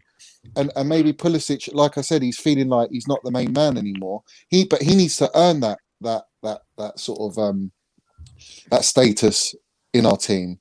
And I also think the main man, you also have to be consistently able to be relied on. And that's the biggest thing with Pulisic. Right now, I'm not too sure about that. I also think that if we're going to sell Pulisic, that our long-term investment should be in Hudson-Odoi, because he needs to get his chance to make a stake on this team that he can be a dominant force in Europe and that he can lead us to titles, because there's no point of us always having to go and get a replacement who's better than him and we don't show our faith in him, and then who's going to end up being the one that leaves. So we should also have some faith in Hudson-Odoi, maybe give him the next season or two and see how he does. Oh, if there's anyone who I think is getting full confidence, it is definitely Hudson-Odoi. He's probably had the most game time out of nearly every player on the squad, except for maybe Christensen and Jorginho. And he got treated the worst. He got treated the worst, Lewis. He got subbed in a game that he was brought on as a sub, and that shows his mentality.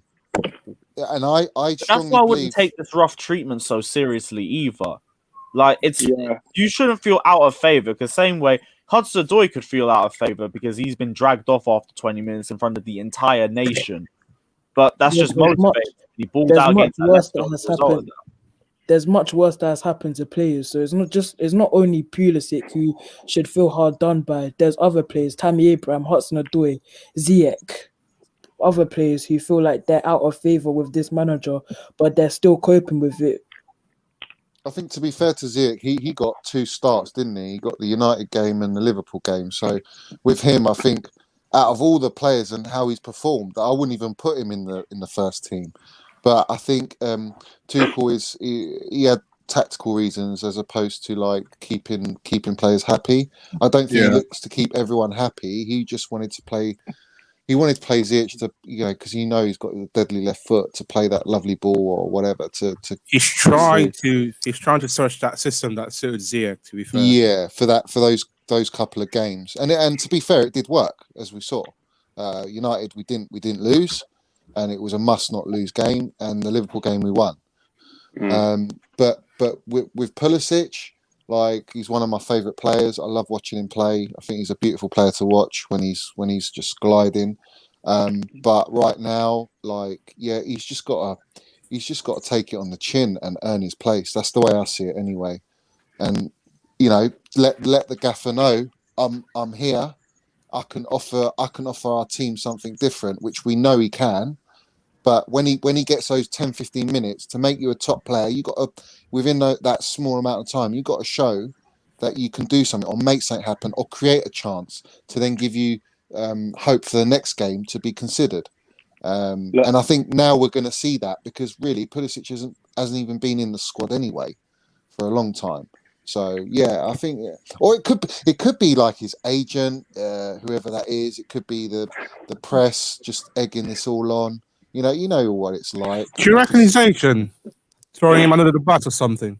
Who? Do you reckon his agent like throwing him under the bus? Yeah, I could see that. Why not? I mean, that it's a perfect opportunity to sort of get people interested in him. And let's have it right. He's a wonderful player, and he's still young. He's just turned 22, right? So he's got a whole career ahead of himself. He just needs to be cotton wooled, so to speak, I feel. But it's like he's saying he's a player. He's got a fight. He's a fighter. He's got a bit of fight in him. You see it when he comes on and he scores those big goals, and you can tell he's got a bit of leadership in him. But I don't know, man. Maybe Tuchel just doesn't. I think right now in the system, the only way he'd play maybe is either you take out a Doy or you take out a Werner if you're putting Kai Havertz false nine, and then you'd have to play him there in the front line, and he'll definitely won't play him wing back because he's just not strong enough for wing back, and he'll definitely get injured again. So, who are you taking out of that front three so far? And if you look at our last sort of 3-4 games, they're all playing well, even with the little tweaks. So. I think we should give the mic to Oscar, who has been sitting very patiently for quite a while. That's one of the comments big we've up, been pointing Oscar. out. Yeah, I've seen comments saying it as well. I've been waiting for the right moment. But Oscar, yeah, Go big for it, up bro. yourself. Thanks for jumping on. Chat to me. What's your thoughts?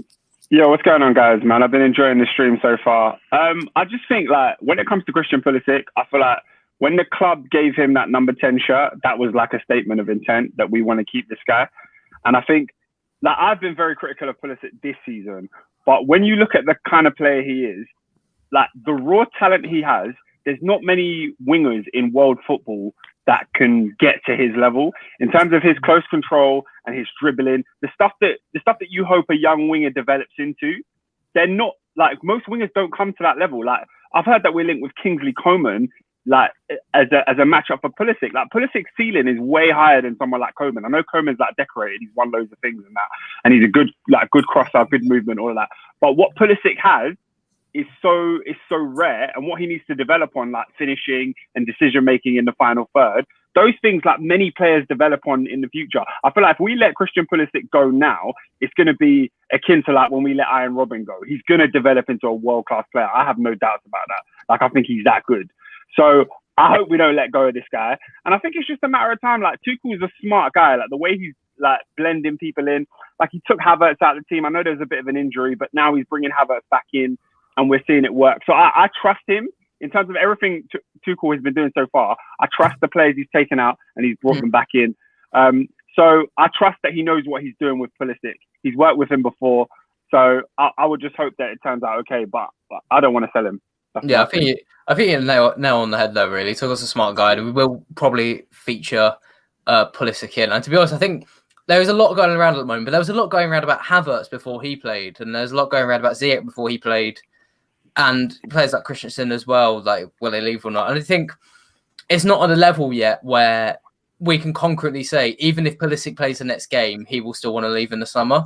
But I think this is just a case of he hasn't played for a little bit, so the rumors are starting to fly up. But I personally bet my house he stays in the summer. And I think you're right, Oscar, about his quality as well. And I think the club knows that. They spent 60 million on him. It's very unlikely they're going to be able to recoup any of that. So I don't think they'd let him go, if anything. If Pulisic wanted to go, they'd probably keep him and say, you've got the number 10, prove yourself. They managed to do that with Hazard year after year when he was flirting with Real Madrid. So I'm pretty certain Pulisic is going nowhere. And Pulisic has an adaptability. Sorry, go on. No, I was just going to say, what do you think the player wants to do, though? Do you feel like the player's more looking towards the exit door? Like, I don't think in the case of does he want to leave now, because I don't think it's as said and done like that. But do you feel like he's more leaning towards the exit door? Or do you feel like this is just literally all talk?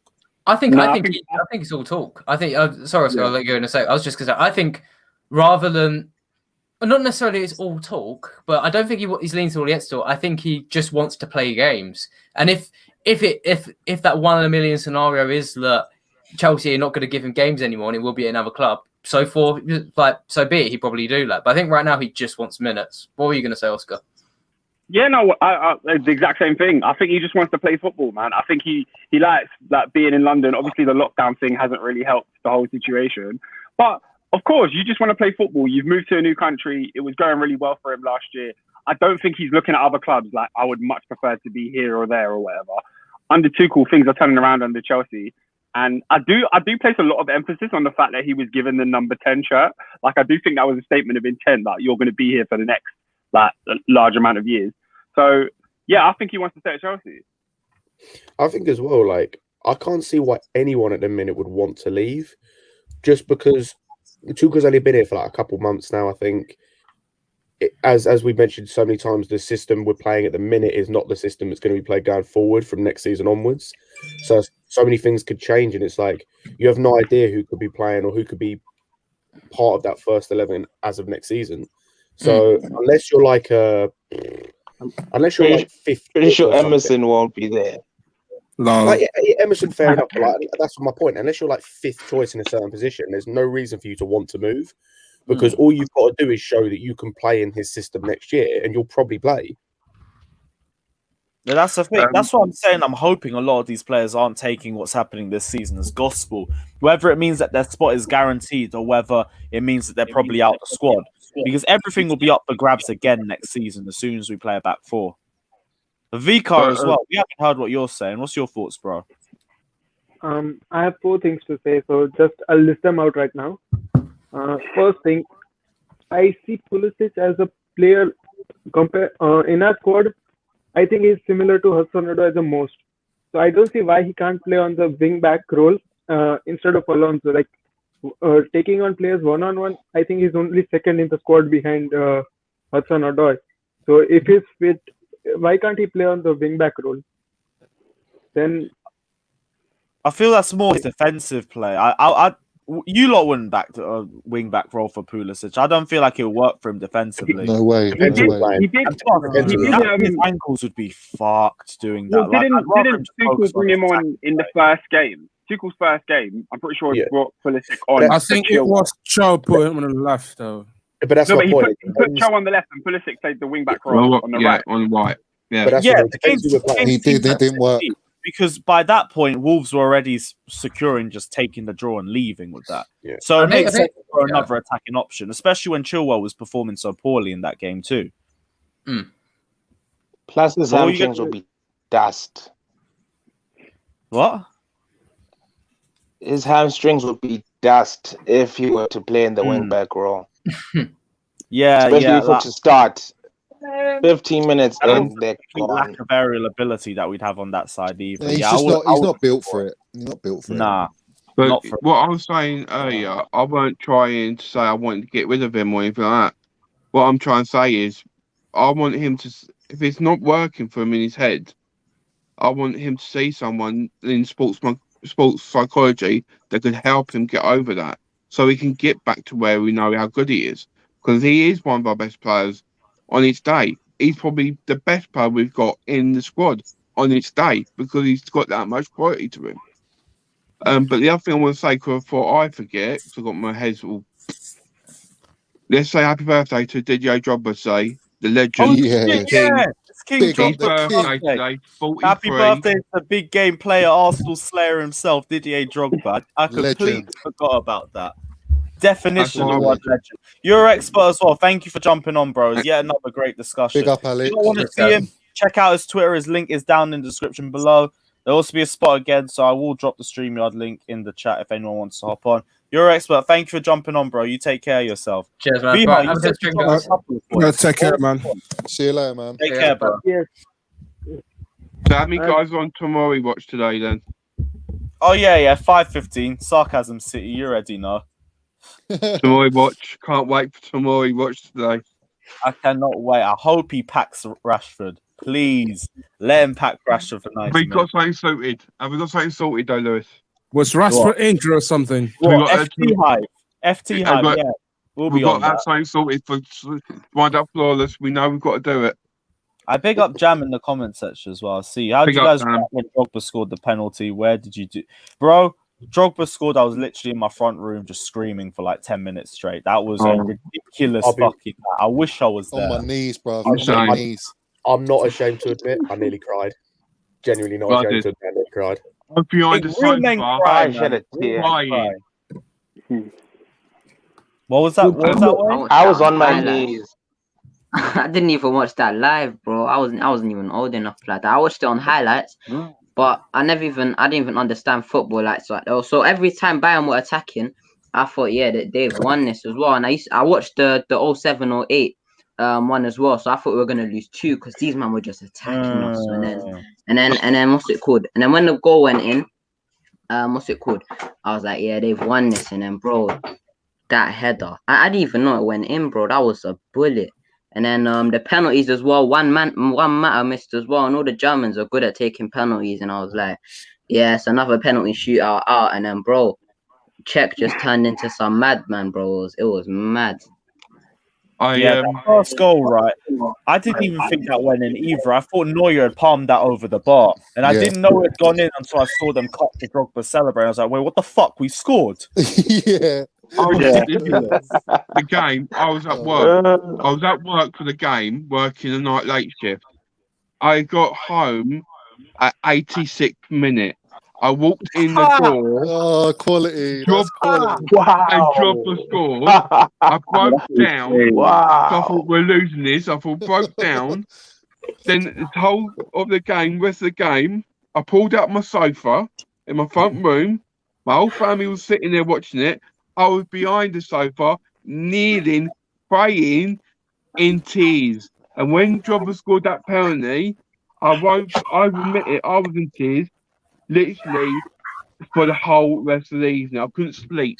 Bro, that felt like a so movie. happy. That It's felt mad. like a movie. The ball at rolled the end. to the net for his penalty and just deep in. My club are champions of Europe.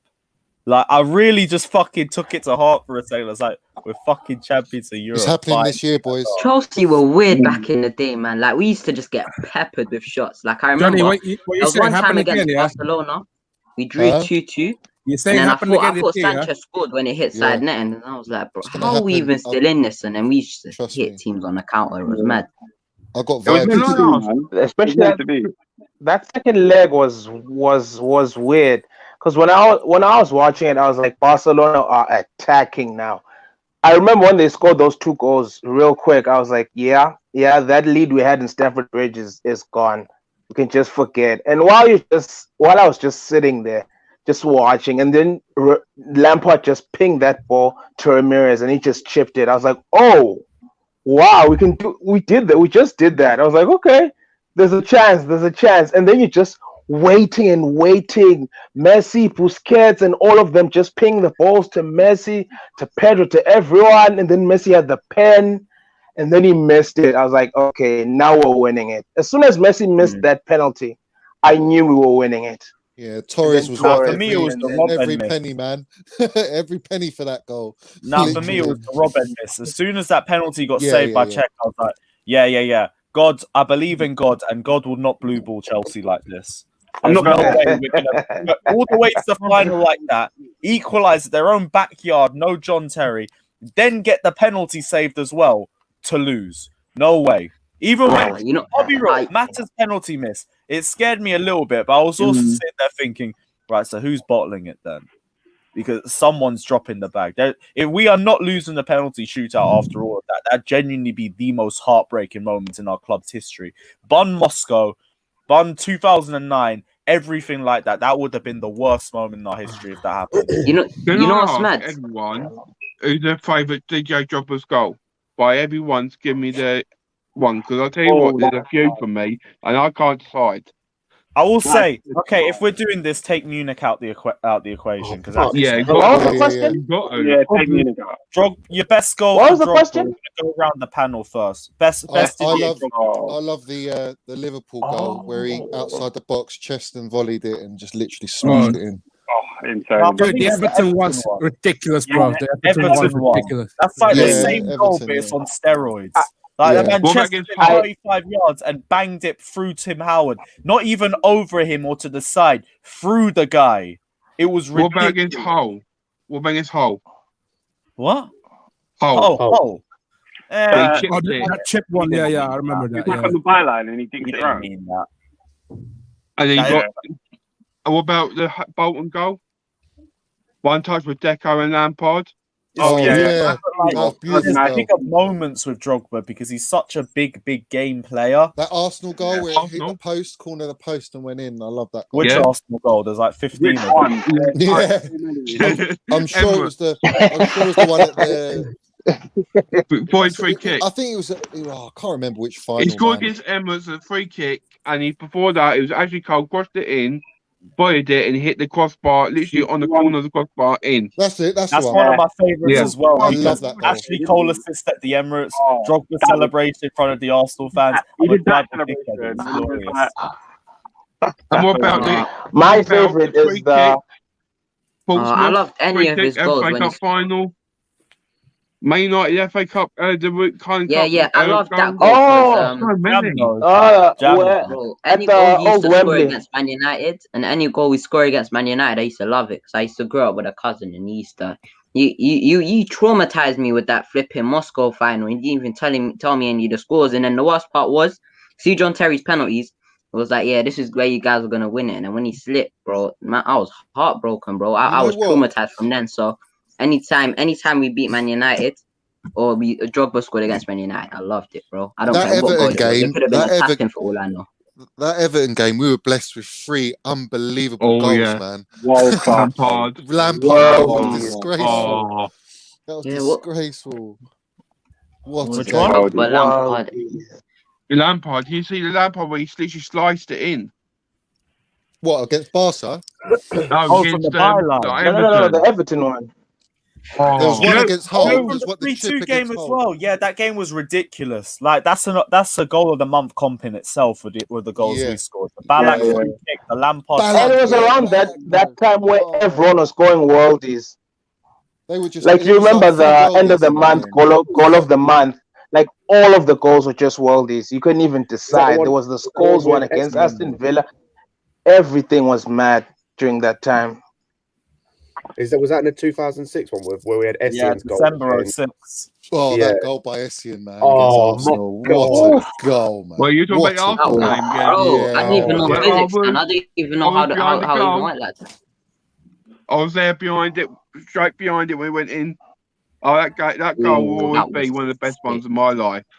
Yeah. Because Hazard was You know what so goal dead today that is? season, and he You still know what took it goal off like Spurs. we I don't love really that. talk about?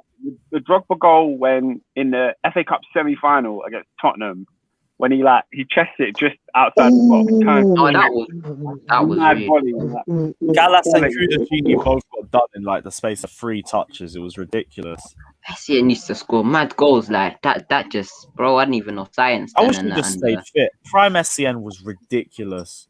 Yeah, I have a I shout. remember 06, 07 when I first fully was getting into Chelsea. And I just remember this guy played everywhere. We played him in CDM, played him centre mid, we played him centre back. He even had a little shift at right back with the amount of injuries that we were having that season. Absolute what goal was it? phenomenal Arsenal? season. Was it the Arsenal one? The Arsenal goal was just stupid. Carla, yeah. Bro, that didn't even Yeah, make sense the to Arsenal me, game. bro. That didn't make sense how you done Ryan, Almost took Lampard's head off. I was there that. Right. at the Yeah, Arsenal game behind the goal.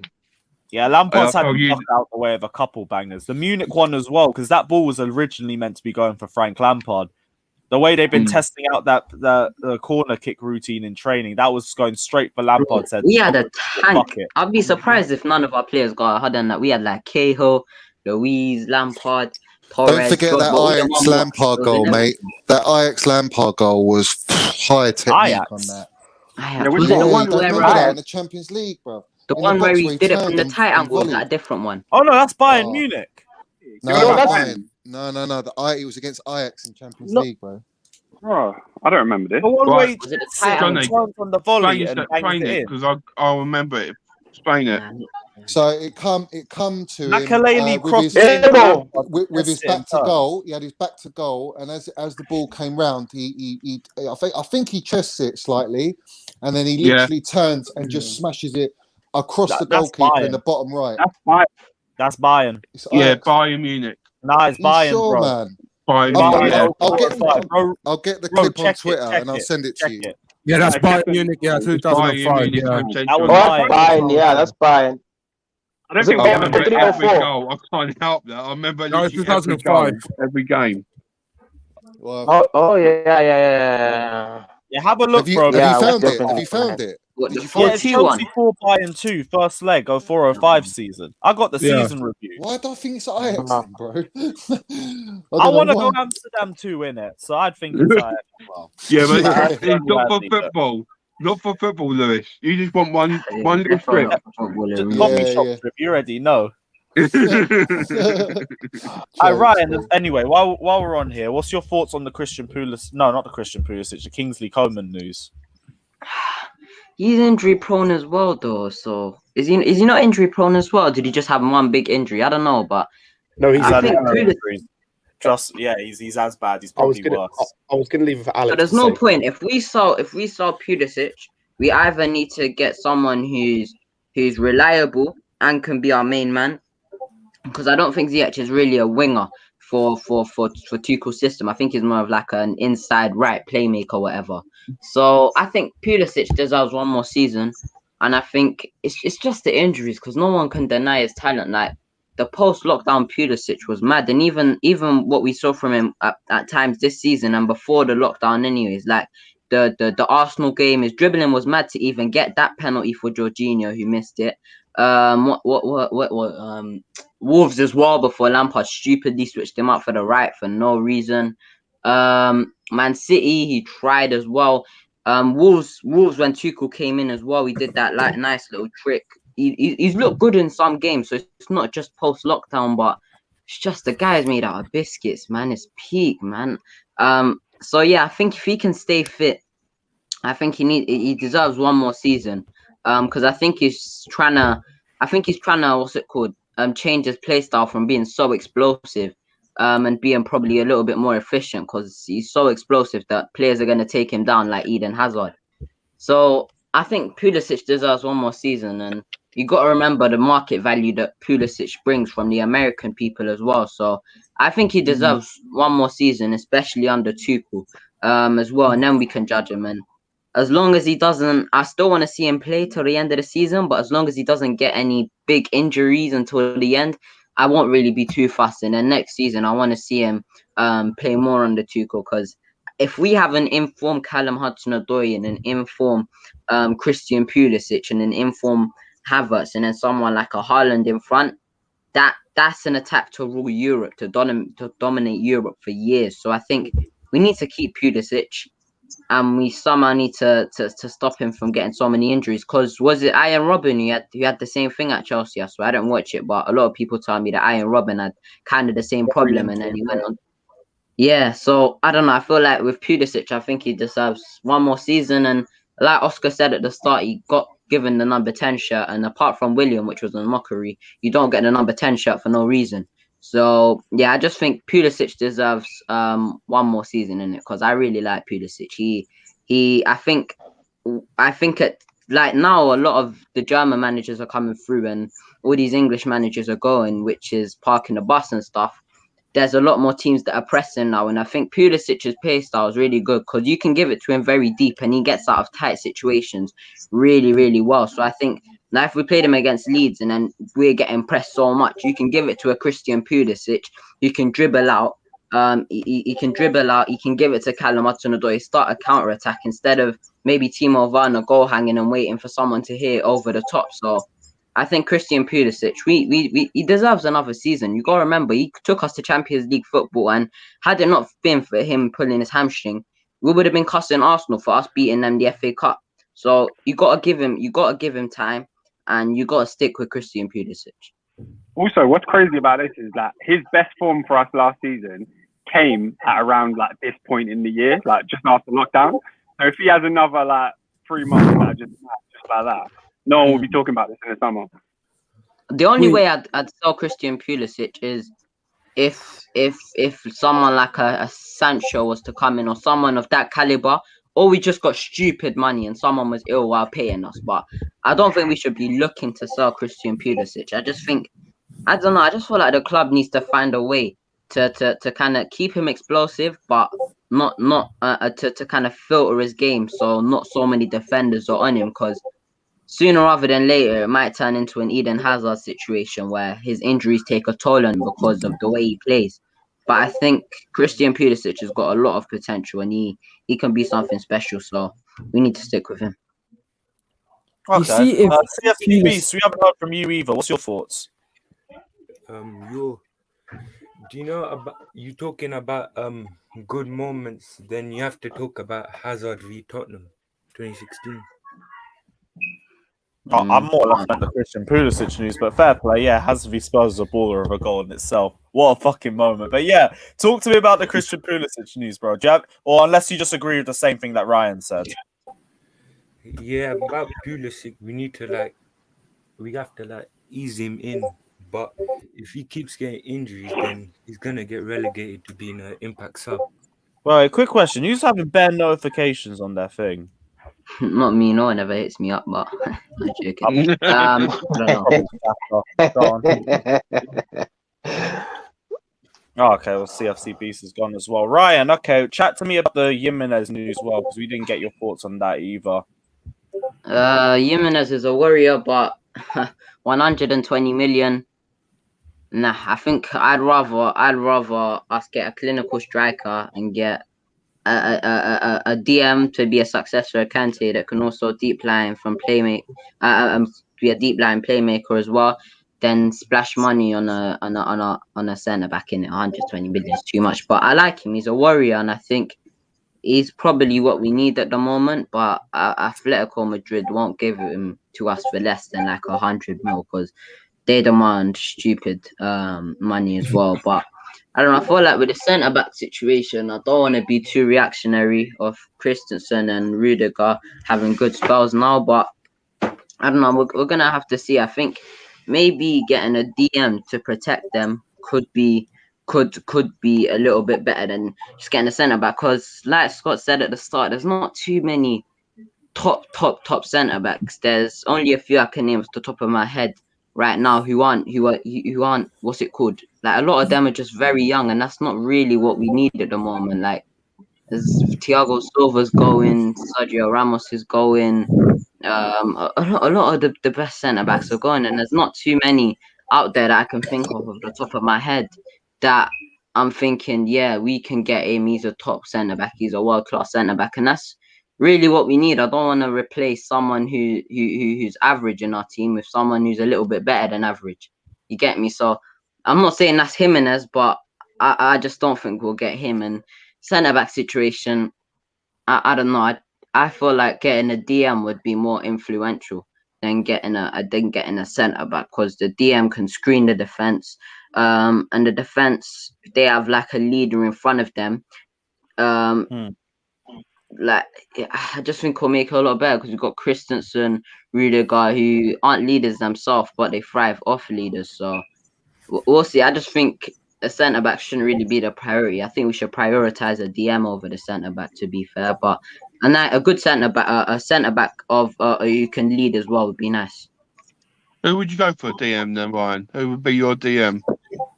Honestly, raid the French league. They got so many good DMs in financial crisis and stuff. But off the top of my head, there's quite a few, but I don't know. There's a lot out there. There's Locatelli. In Italy, there's Frank Kessie, Locatelli. Who else? Frank Kessie. And then in the French league, you got Samare, Tuchemeni. But there's a lot out there. It's a lot easier to find good DMs than top centre backs that are already better than us. So I don't know. There's a lot out there. I just think it's our recruitment has to be on point because if our recruitment's on point, then we get a proper DM. I think that's very important, and that's more important than a centre back because the midfield is where you win and lose games, not really the centre back position. Like if your DM's getting ran past 20 times a game, and then you think your centre back's gonna clean up for him, well, it's not. If you got a DM, you can intercept, that can tackle, and that can help the defense. We got decent defenders as well. That'll be more influential. We got a lot of young centre backs as well. To be fair, like we haven't got apart from like we have got like a lot of young centre backs, and I don't know. I just feel like on the centre back situation, I just think we need someone who's strong and commanding, and that's a leader, something like a Thiago Silva. But I just think they're very hard to find. There's out there, but they're very hard to find. I think as well. I was going to say, I think Ryan hit the point on the head in terms of the DM. Like, there's more options because, like, you look at like what Leicester City did. You look at someone who has the right attributes and what you need. Where they went and got Ndidi, who I want to say they got from like Belgium or Croatia or something. They got him from like the middle of nowhere, and like he's turned into amazing just because they've identified what they need and they went and got a hidden gem. But Leicester have like a great scouting system. Like whenever they sell a player, they just bring in a player that you ain't heard of, and he does like when they brought in Sionchu, I'd never heard of that guy, but I feel like he's a top class centre back when he just slots in, so they know what they're doing. I agree, but I think again that just comes down to identifying the right attributes. Like if you can find people, if you identify what you need in that position and go, right, let me go and find a list of like 10 people all who are top at those things, then you can start actually focusing in on which few you want to properly look at. Because I think that's where like certain teams just mess up, and like where they're like, you look at Liverpool, for example, with their centre backs, where it's like they went and got 2 people who you can tell they didn't look at properly, because if they had looked at properly, they wouldn't have signed them. Yeah. It just comes down to identifying where you need to, like, actually doing proper scouting. It's about identifying what the most important place is for us to strengthen. And for me, it's still up front and then getting a DM first. And then we go for a centre back, unless it's a banging option. But I literally just checked Twitter an hour ago, and apparently Varane, well, it's coming from Marcus, so I don't know how legit it is, but apparently he now wants to stay at Real Madrid. So I don't know if that's now angling for a new contract, if this entire thing is him angling for a new contract, whether he does want to go to the Premier League or not. Yeah, he won't get a new contract because they're broke, but he will be their main centre back next season because Ramos is leaving. So big up Saeed TV as well. Love the new name, my guy. Is that the real one or the fake one? Yeah. If it's a fake one, then they really move too quick at this point. But big up Saeed if it is the real one. Big up Saeed. What about you guys think of Fabio Ruiz from Napoli? No, I'm good. Would you have him at the club? Napoli's He's not the Is he attacking with? I don't know. I've been a little. He's more of a ball progressor than he is a DM. And I don't know. I don't know about his. I think we need somebody who can first complement Kante for next season if we're not going to get rid of Kante, and then someone who, when Kante leaves, can also be a successor, and then in the future can partner someone like a Billy Gilmore and an Ampadu or something like that. Someone like that. I don't want someone like he's gonna do Kante's job, but just is a little bit younger. You get me? So we'll have to see though on the real one. Yeah, I'm gonna take. Say something. Say something I know would be you, and then I might believe it. I'm not sure because it probably is as well. But you can't tell him. There's like 20 different flawless accounts at this point. There's like rants in pants, ants in pants. There's so many flawless ones at this point. Yeah, there's like flawless. There's 30 of him. Like it's crazy. Yeah, he's popular too. How am I? That's like the most beta Saeed thing as well. So Saeed, sing the Poch song. That's true. I do the Poch song. If he knows, he knows. I don't even know what the Poch song is. I don't know. I just heard it once. It made me die in it. Hasn't he got a Europa League game to prepare for? Yeah, he's probably these man don't. Yeah, bro, definitely. Bro, these man don't rest. You know, they're doing streams after streams after streams. Because United have a 5:15 kickoff or some shit, don't they? Yeah, 6 p.m. kickoff. 5 p.m. kickoff. Is it 5? Yeah. Why they do 5:55 and just make it 6? 2 minutes, then their lineups come out. It's mad enough. Yeah, that's definitely the real side then. Unless that's his his yeah, you know what, that's cool. Yeah, I've now big up Saeed, man. Keep doing your thing, bro. Yeah, fuck that. I might mod him now. Yeah, I need to start modding these guys just so I know who it really is. Yeah. But yeah, got any final thoughts? Because I'll probably wrap this up in a few minutes. Well, you short one today. I just want United to lose. Yeah. Like, I need a lie down. At least it's not mad as yesterday, though. To be fair. Yeah, I swear you don't went on for 4 hours yesterday. Yeah, it was calm. It was all bants. There was like a big 2-hour debate over whether Mount or Silva's our player of the season. Bro, you know Smad. You know Smad. You know. Johnny, you know by the way. Yeah? Come on. Bro, if look, this is what I'm saying. Yeah, the rival should be scared because if we get Haaland and Tuchel and everyone's presuming that this is not meant to be the most expansive football, and we're already creating chances for Werner, and still people are complaining we're not creating enough chances. Imagine when Tuchel is playing his expansive football and he gets a pre-season and he gets backed. That is scary because right now we're creating chances, just not clear-cut ones. But see, Haaland, clear-cut chances, half chances, they're all the same thing to him, bro. They're all the same thing. I watched the Bayern Munich Dortmund game, and the first goal that he scores is literally just him creating something himself. It's a shot outside the box. Realistically, like no one else is scoring that really. Bye. Bro, if we're gassing Timo Werner's movement, this guy's movement's on a. The second goal, the second goal, the movement where he just comes straight across and a little tap in. Oh, Well, what do you think about Heaney though coming in for him? It'll go Drogba, flipping Costa, Haaland for the history of Chelsea, man. He's got to come. If we flop Haaland, then I think there needs to be serious. Look, bro, I'm going on my Twitter and I'm writing at FBI investigate this, because if Haaland flops at our club, then there's a deep problem. There's nothing wrong with strikers if he flops. If he comes and flops, then then I'll believe the curse if he comes. Yeah, and then I might Timo Werner, Morata, Higuain, maybe, just maybe, because there's something. Would you wrong with sign? the club Would everyone sign Mbappe if we didn't get Haaland? If say we had a shot at Mbappe, obviously, but 100%. Imagine that. No, but if you had the choice between Haaland or Mbappe, who are you choosing? Don't make me choose. Wait, who are you choosing? Haaland. If I'm on a normal team, it's Mbappe. If I'm making a normal Sunday league team or something like that, then boy, Mbappe is coming, man. He can burn defenders. Here's what I think. I think Mbappe is a better player. Mbappe is definitely a better player. I feel like Haaland suits Chelsea. Like, it just works. Apparently, someone. Wait,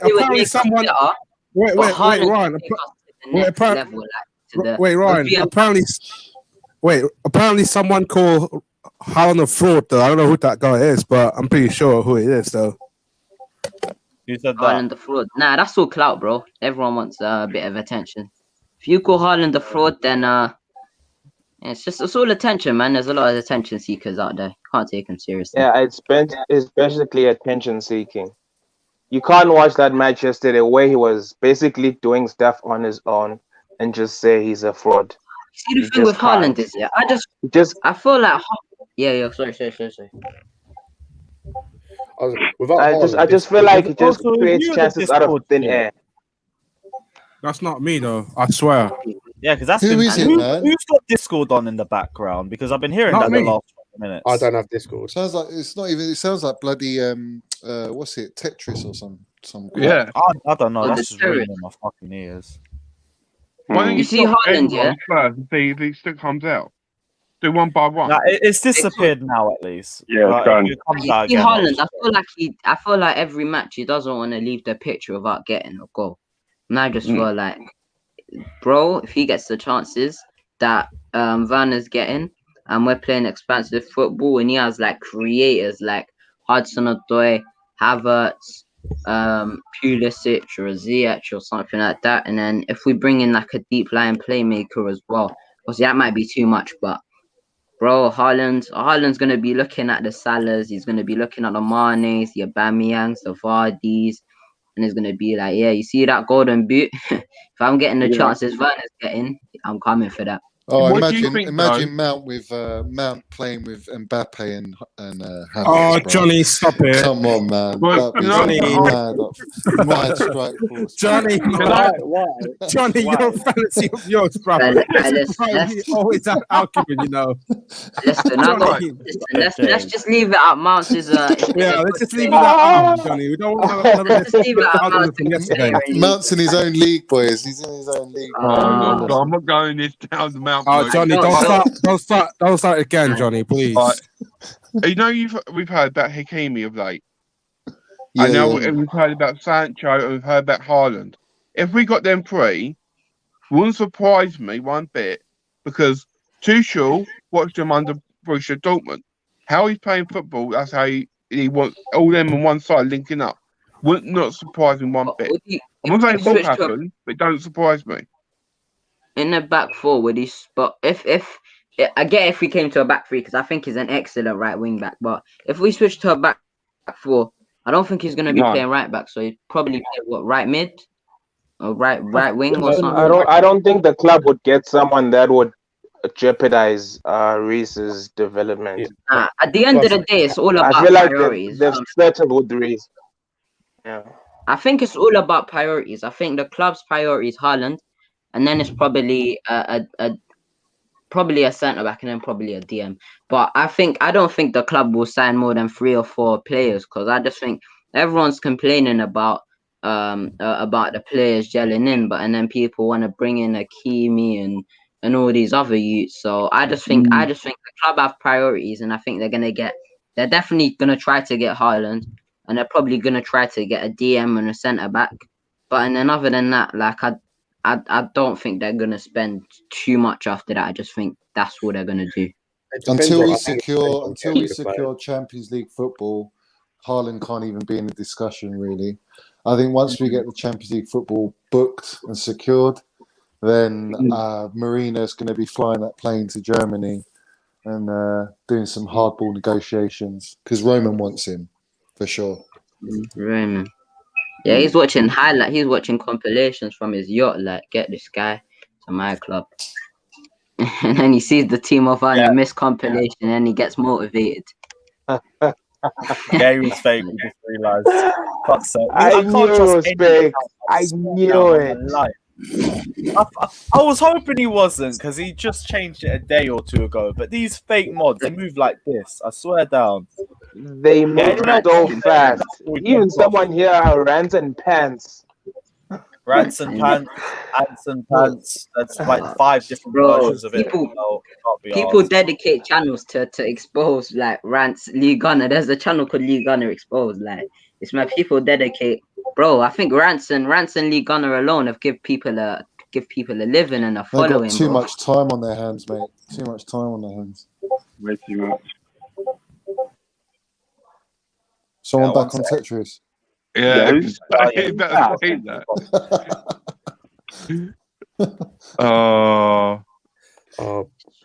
I'm not gonna lie. Someone's put the AC Milan thing out. The things have come out. AC Milan's team is so fucking basic. I haven't even seen it. Just what's his name? Fatters me Tomori. I just want to see Tomori play. Yes, let's go. It's so Tomori's like defensively, it looks decent. Rashford, bro. Rashford, bro. Nah. Tell me what is it, Scott? So you got Donnarumma in goal. You got Calabria, Kaya. I think that's how you say it. Tomori, Dallo. You then got. I swear that's the United. Yeah. It's Kessie number 79.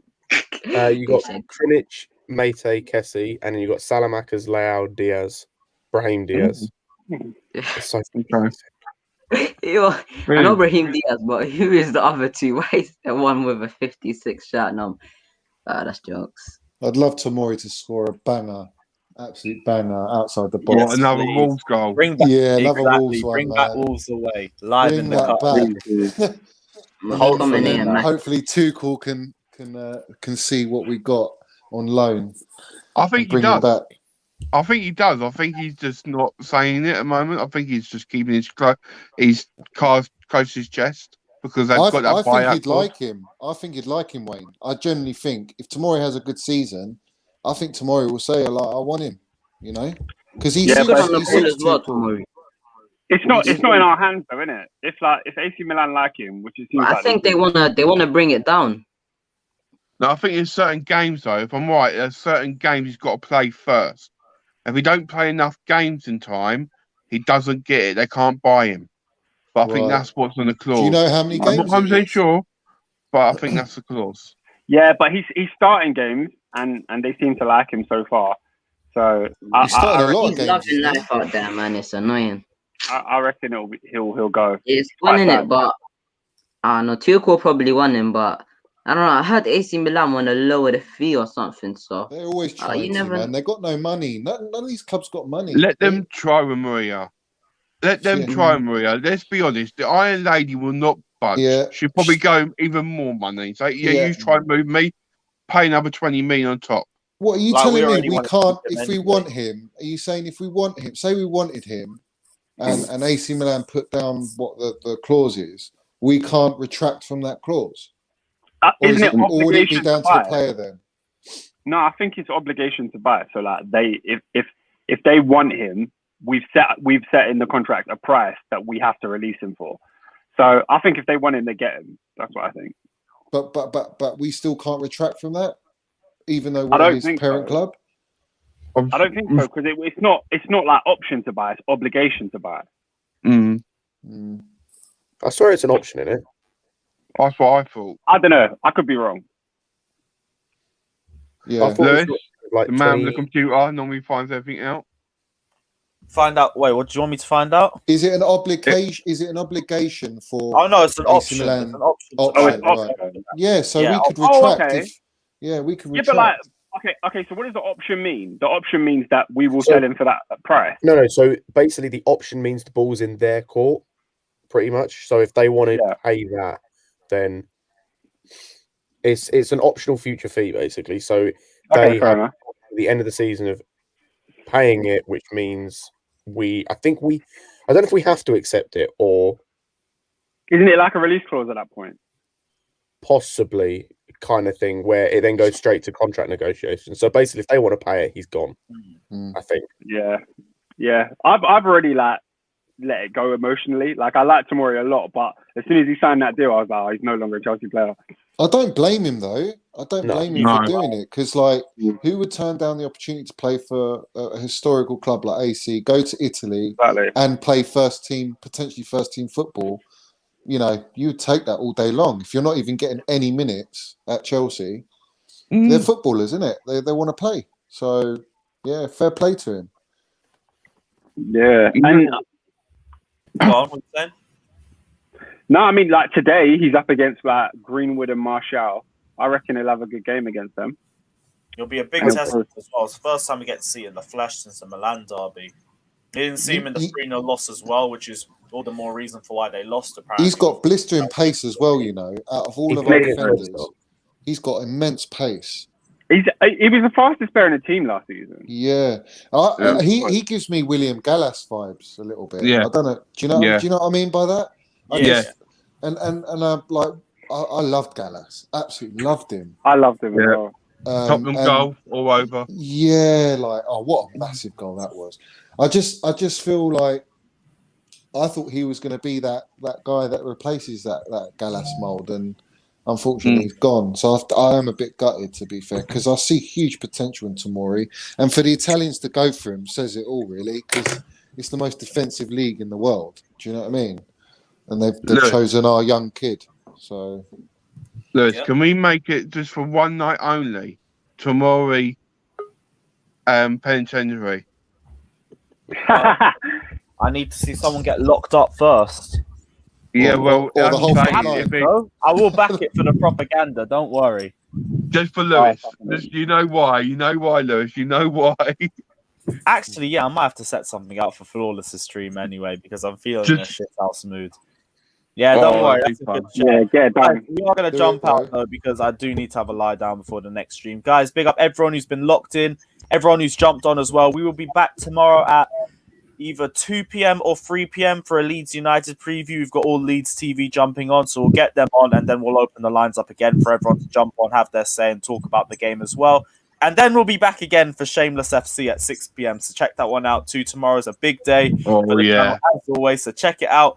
Like and subscribe if you guys haven't done so already. Check out everyone on their socials. And yeah, I'll see you after the Manchester United Milan game. Let's hope it's a W for Milan. Let's hope Fikayo Tomori puts another United players in his pocket. Take care. Yeah. Like and